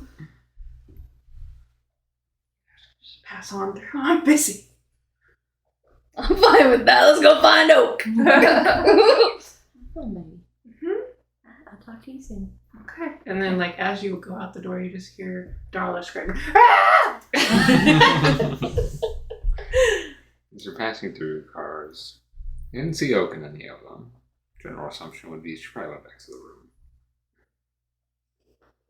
You're doing so well. How about you knock on that door? Am I at the door now? If you guys are going straight back that way, then yeah.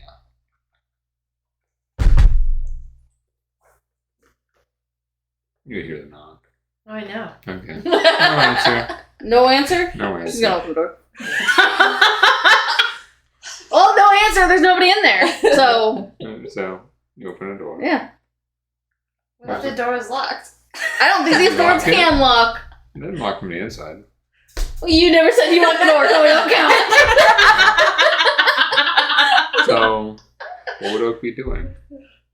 At this point, she's probably just like sitting on the edge of the bed, like, like just breathing. Because she's probably just like drained.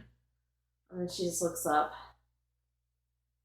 Just keeps breathing. Corey's gonna look at Ravenna. I think you did great with Darla. I think you would do great with Oak, too. I got your back, baby. And I'm just going to lean against the door frame. Okay, what are you doing when you lean against the door frame? Just leaning. What do you got in your hands? I don't have the cup. Okay. I licked it clean. It's empty by now.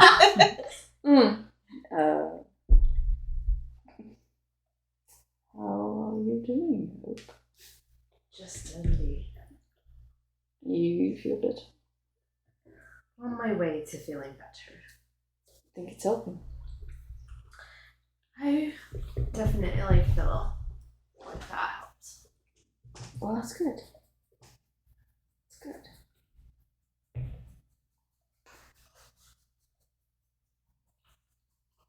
If you need to confide, you have options. Because, getting out anger with physicality is one thing, but you can only go so far with that. I find this conversation deeply ironic. What's that? You telling me to open up and confide. I can understand where you're coming from. It's very hard to do, but I've been working on it. I'm glad that you recognize that. And you're making strides. Sorry. She's gonna turn back to Ravenna. Isn't that all French? Doing a good job. Keep going. No. No. What else did I say?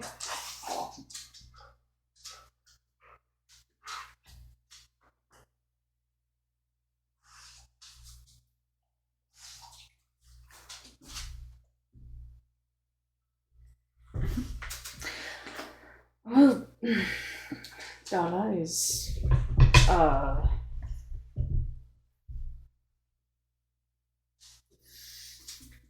using training dummies. I don't know if that would be any better.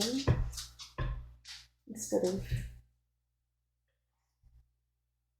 whatever you're doing. I'm not sure. The bed looks a little crumpled.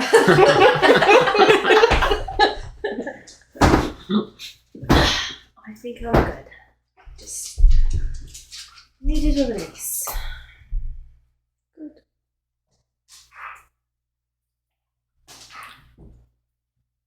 Did you release everything? I think so. Good.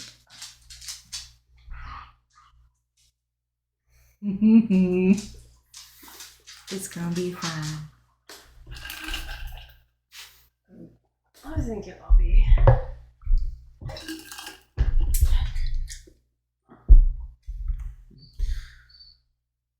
Is there anything else that any of you want to do before bed? Always.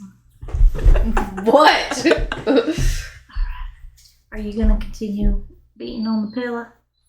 No, I think I'm good. Well, Darla's in the car, like Corrid said. Mare set up some dummies in there. She's Who? Mare. Oh.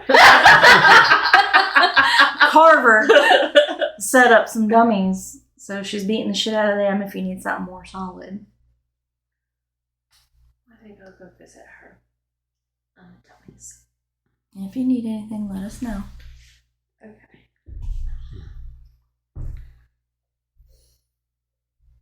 And Ravenna's gonna turn around and she's gonna walk back to their room. Okay.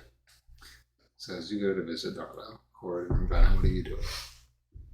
So Ravenna's like just kind of thinking about everybody and thinking about Darla and Oak releasing some steam that's been kind of brewing for a little bit. She's glad that they have. And then what she's going to kind of do is she's going to open the door, but she's going to like, my Riz ain't that good. But what she's going to do is she's going to open the door and she's going to like, kind of like take Corrid's wrist and like pull her into the room. And she's going to like walk backwards. And while she's walking backwards, she's going to look at her and be like, I am so proud of you.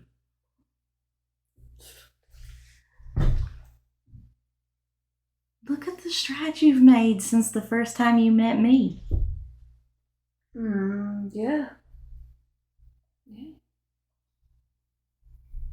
And I'm just so proud of you. And she like kind of walks up and she like puts her like hand on your side. Like she like Brenna's 5'9", so she doesn't have to reach, but like she like just touches your face and It's not easy, but it makes it easier. having the hard conversations are never easy. Sometimes you just gotta spit them out. Me. Fuck. But like, think about it.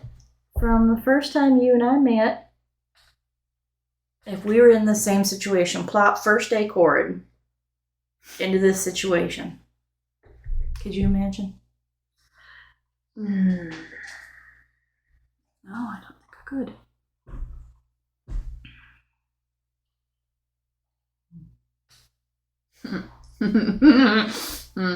I like it, and I'm just proud of you, and I want to make sure you know that. I feel like her face gets a little softer.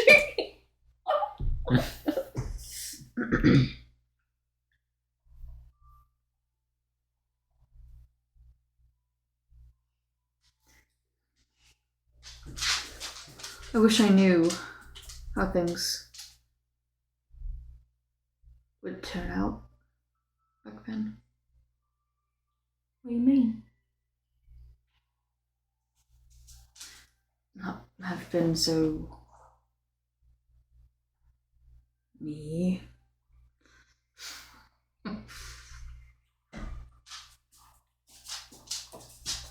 Like if you were Corrid now, to which you were like Corrid then? Like the Corrid first time I met you didn't exist, only this Corrid did? Not necessarily didn't exist, but I don't know, it's nice where we've ended up. I know the predicaments aren't ideal, but I'm content with the situation. I think everything that's happened is how it's meant to happen. I don't know if you're talking about us, but I'm just gonna say, maybe things wouldn't end up the way they are now if you were that way then. Things could be different, butterfly effect. That's true, but could have also sped things up. With you, obviously, but I've never had friends. Now you got 4 friends if you count Meredith. She probably does like a little, like, not like a serious eye roll, but like a funny eye roll.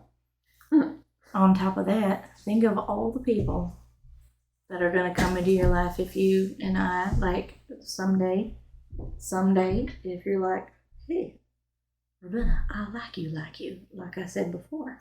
You're going to have Grandma, you're going to have Irish, you're going to have LP Megan, you're going to have one Titty Tanya, we're going to have Elbow Betty.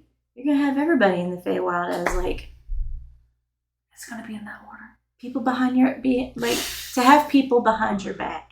Can we switch it around?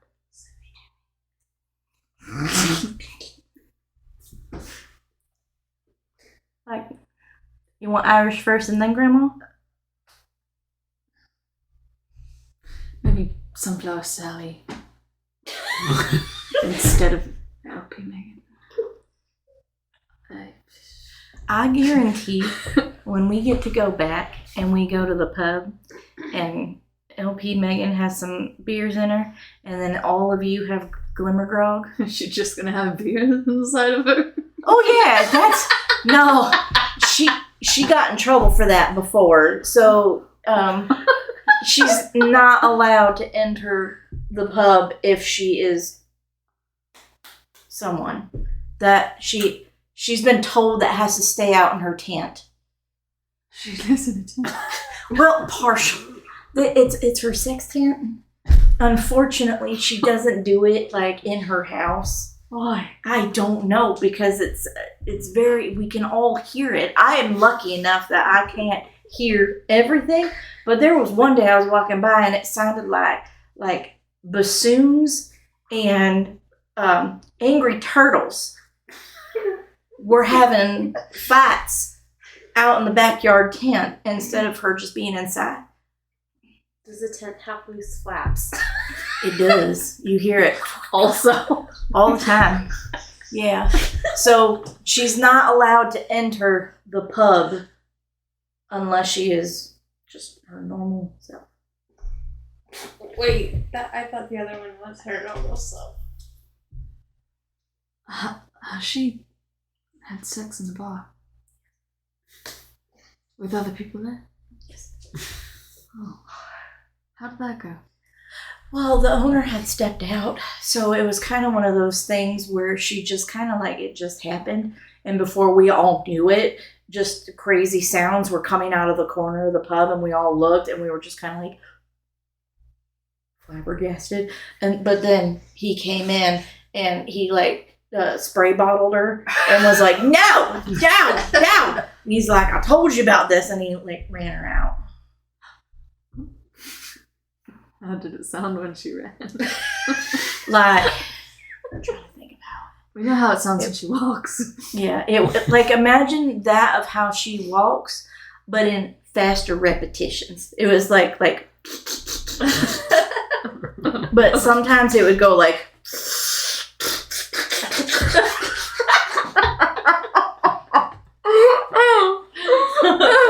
And you just hear it.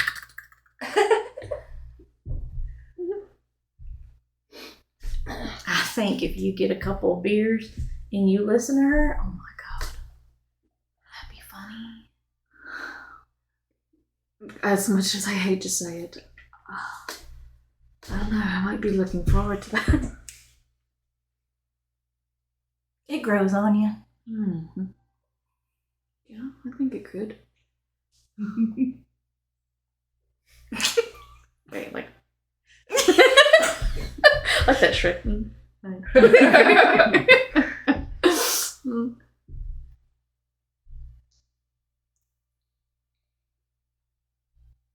Yeah. I think everything happened the way it needed to. I think you are right yet again. Just kind of like looks up at her, big old grin. Add it to the list. The Ravenna's right list. Telling you. How you feeling? Content. Good. Like, because she didn't move her, we're still standing. She just kind of like goes in there and like wraps her like arms around like her. Just gives like a. Yeah, okay, yeah. And she, like, same thing. And again, like before on the bed, like, her head is, like, kind of pressed to the top of your head. And not to be weird, but she sniffs. Like, she might not hear it, I don't know, but she's just whiffing it up. She wouldn't hear that. Just hug. Do you have anything you want to do tonight? Not that I can think of, unless you want to play 20 questions before bed. Or we just play a one question. What would be your one question?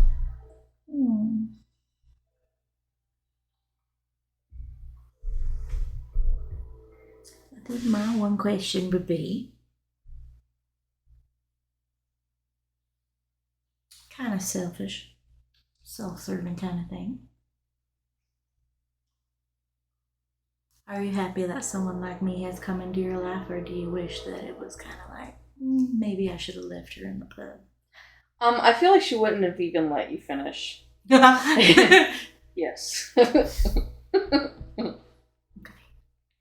Absolutely.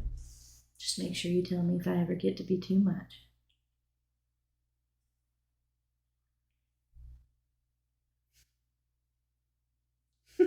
Oh, it's okay, dude. Just, I think you're perfect the way you are. That makes Ravenna grin even bigger because she knows what she's been through. And she's just like, oh, okay. She's all happy and stuff. I don't want to be a cliche. Damn it. Stupid heart.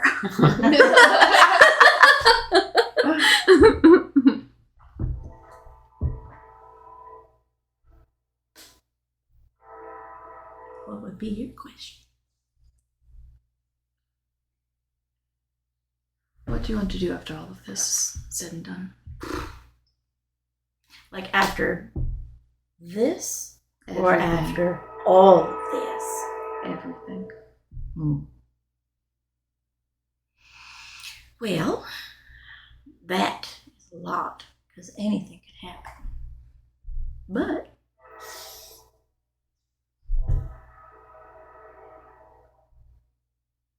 I don't know. I guess it depends on who's in my life at that point in time. Probably does that. If you open Darla in my lap, we get through everything and we take care of all things we need. I feel like we could have 2 houses. But that's just if at that point you're like, you know what, Ravenna, I like you. But if I ever get back into like the friendship box, that would be different. But We're talking perfect scenario. perfect scenario. All right. So perfect scenario, if you looked at me and you're like, Ravenna, I like you. And we become mahogany with one another. And I think we would have 2 houses. We would have one out in the woods in the prime world where you came from. Whether you want to go home or not, we can, but like somewhere where we have like a little cabin for you. And then we would have a cabin near grandma. And you could do whatever makes your heart happy, whether that be like tanning hides or making art or letting your creative side, you do whatever your heart wants. And then I could, I never thought about it. I would do something.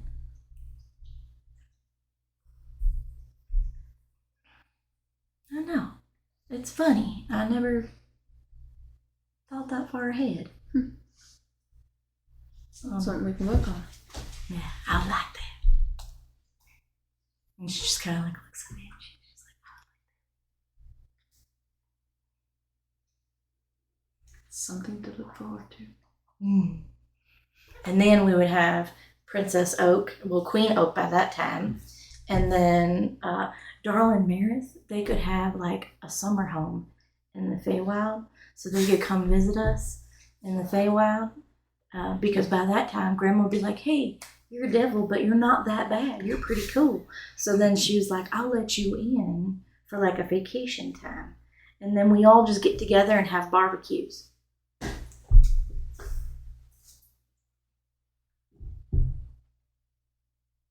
I like the sound of that. And then hopefully, fingers crossed, Milky would be with us. Perfect scenario, he would be. Perfect scenario. Just want to look at the window again. She's not gonna get like sad or anything like last time, but just like looking out. And then Ravenna will just kind of like walk to the bed and kind of sit like on it, and then she'll just.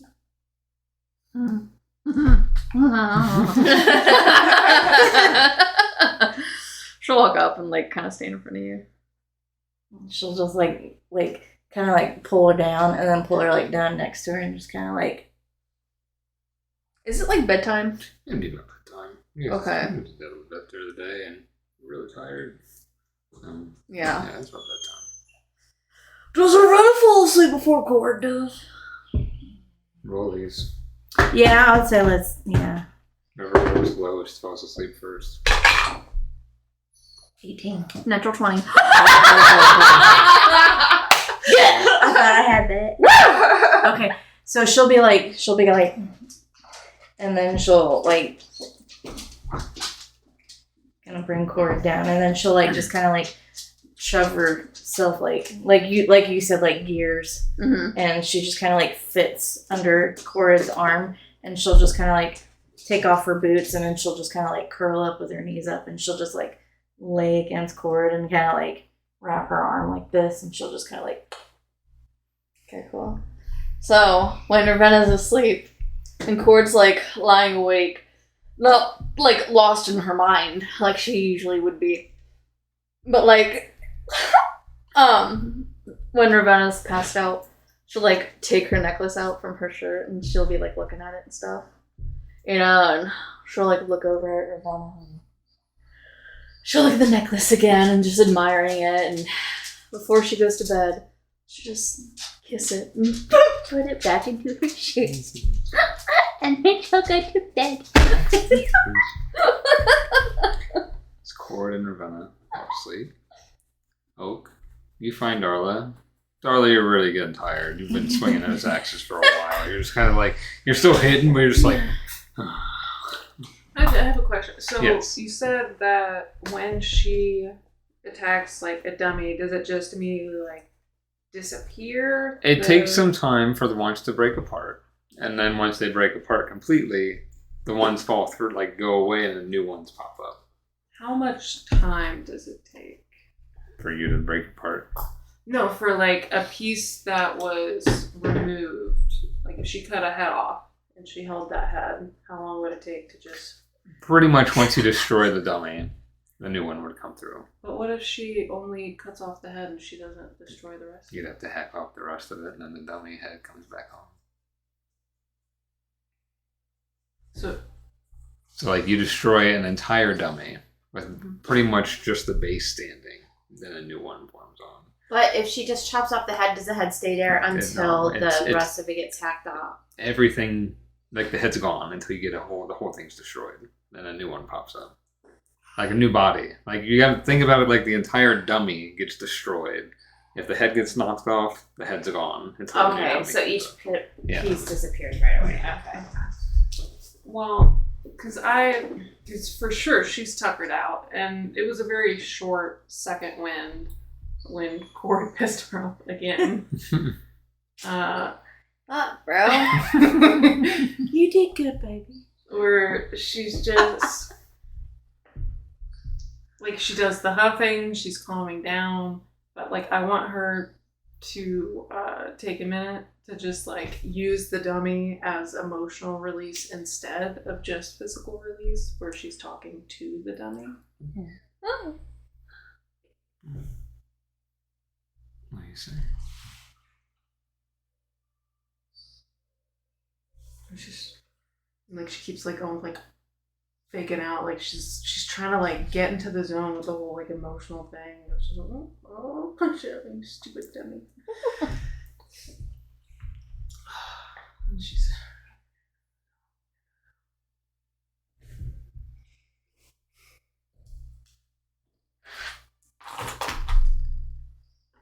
you're smart.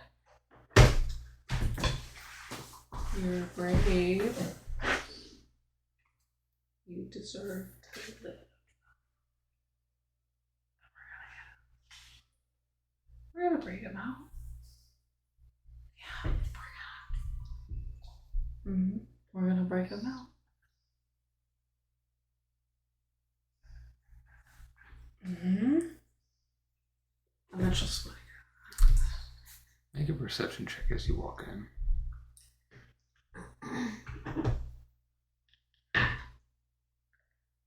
15. Okay.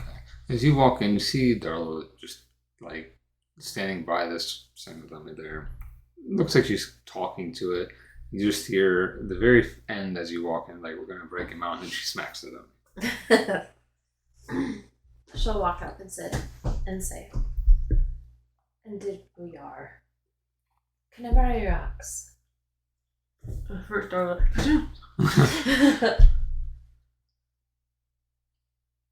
So Oak's gonna take the axe.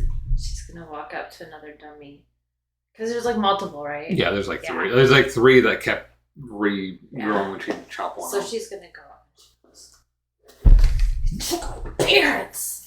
And then she's gonna, "You threw me away! He's not my brother!" She'll probably hit it a couple more times, and then she'll walk up and she'll hand her the axe. "Thank you." No problem. Anytime. I'm gonna go to bed. Are you okay?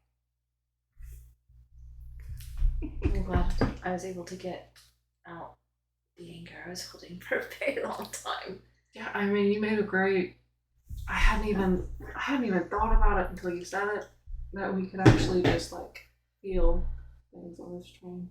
I think this will help us when we get off. Alright, well, do you want to come with, or do you need to stay here for a bit longer? I'll come with. Okay. Aren't you worried that like we uncap the whole emotional thing, and it's going to be a little bit hard to get the cap back on.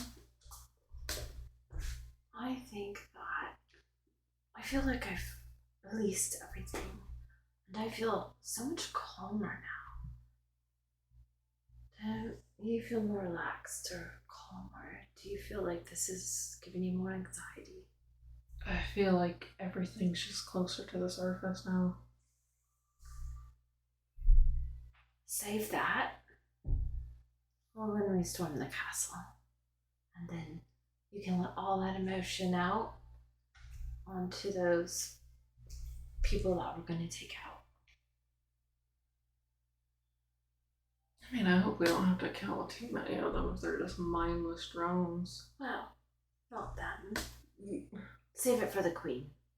Gotcha. Mommy dearest. Daddy dearest too. Fuck that guy.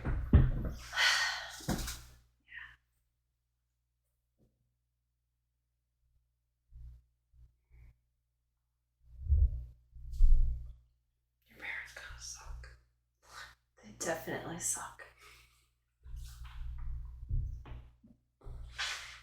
But I do feel blessed that I was raised by good people.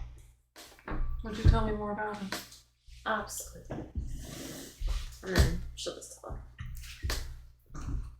Is there anything else for the two of you before heading into?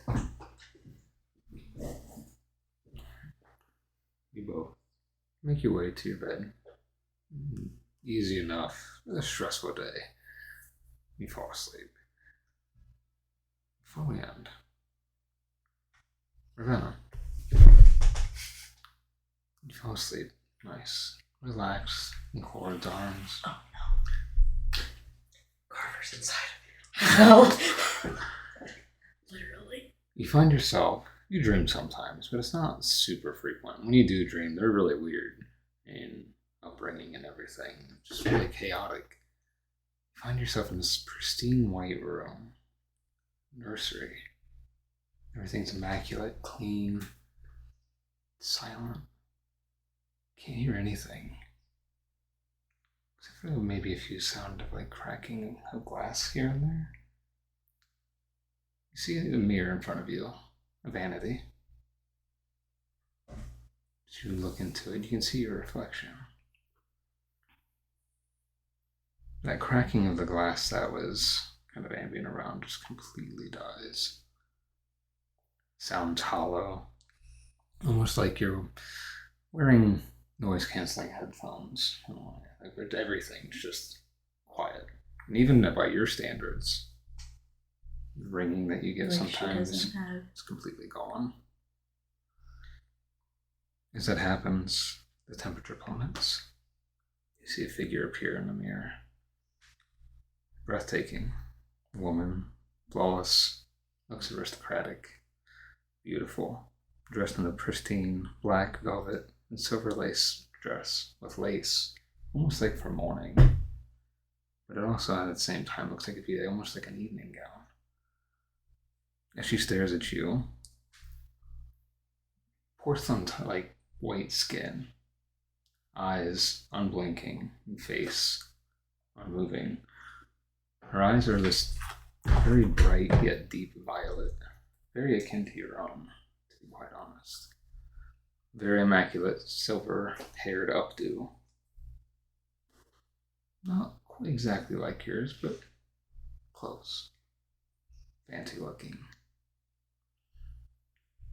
Her eyes lock onto yours through the mirror. Do you keep looking at her through the mirror, or do you turn around? Keep looking. As you stare at her through the mirror, she's eyes completely locked onto you.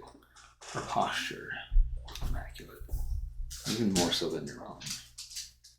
She moves forward, but when she moves forward, even through the mirror, she doesn't step. She's gliding. Her feet and legs don't move. She's just gliding towards you.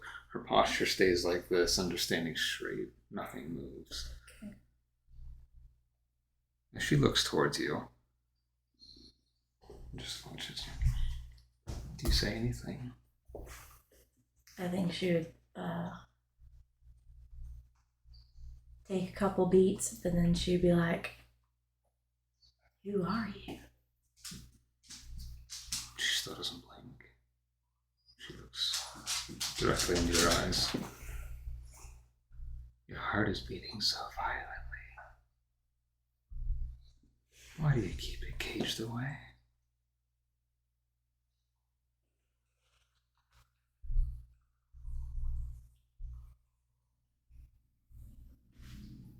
What? Your heart.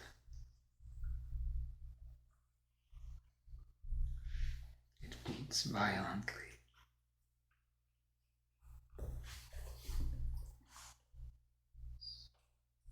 Anger is so remarkably vulgar. Why don't you just let it out like you want to? And when she talks to you, no, her lips don't move. It's all in your mind. Her face stays in that porcelain look, and her eyes stay unblinking as they lock onto yours.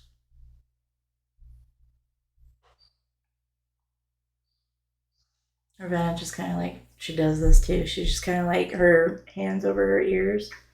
Oh, you can't lock me out, little bird.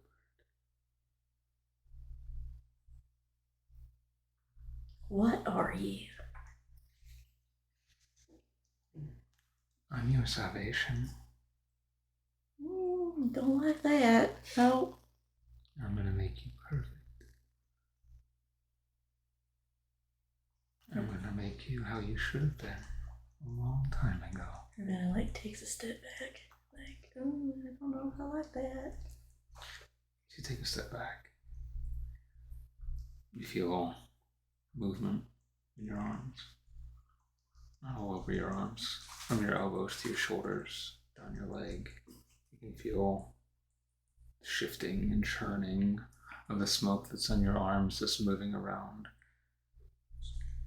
Look at that smoke upon your skin, just waiting to be set free. You felt it today. Just go kill him. It'll set you free. It'll make you what you should be.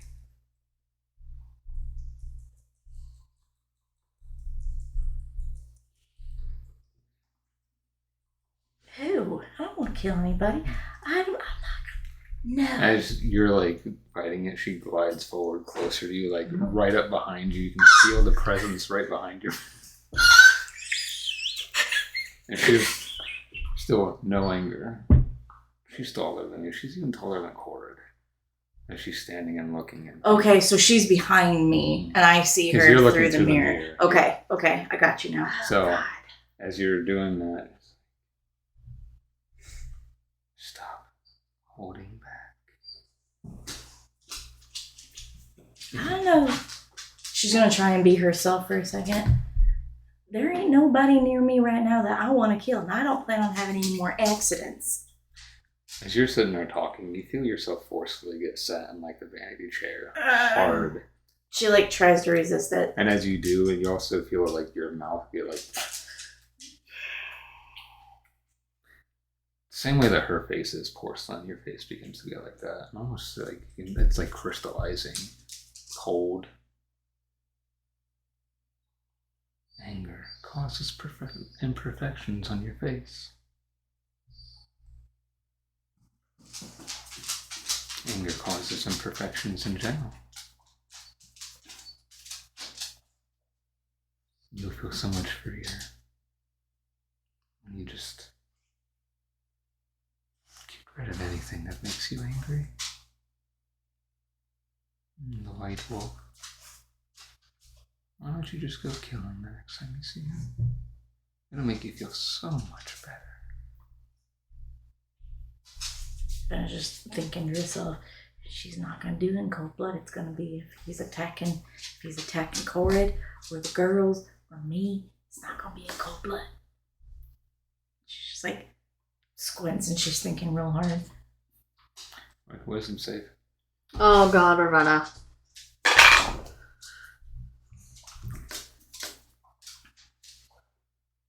16. 16. As you're sitting there and you're like thinking that, and you kind of close your eyes for a second, you feel the stool like shift and spin.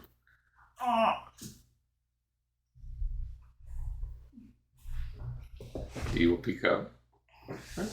Do you peek your eye open? No, she doesn't. No? Okay. As you do that, you can feel this cold presence getting closer, like leaning in, and you can feel like how you can feel when someone's face is right next to yours. And it's like slowly moving closer to ear, like you can feel like that gentle breeze of the cold creeping past your cheek and directly into your ear. Even though it's all in your head, she's making it as close to you and intimate as possible. You're mine by rights. I will have you one way or another. Soon enough, dear Ravenna. And Ravenna like flashes her eyes open, like she snaps them open, and she turns and she looks at her. Actually, when you snap your eyes open and you turn to look, you actually are back in bed with Corrid. You wake up. Corrid is next to you, asleep now. You don't really cold sweat, but you jump and startle for a moment. Corrid, you don't hear it, you don't feel it. You're exhausted from the day. But that's new. New person, new feeling, new dream. That's what we're gonna end tonight. Damn, you son of a bitch. Damn.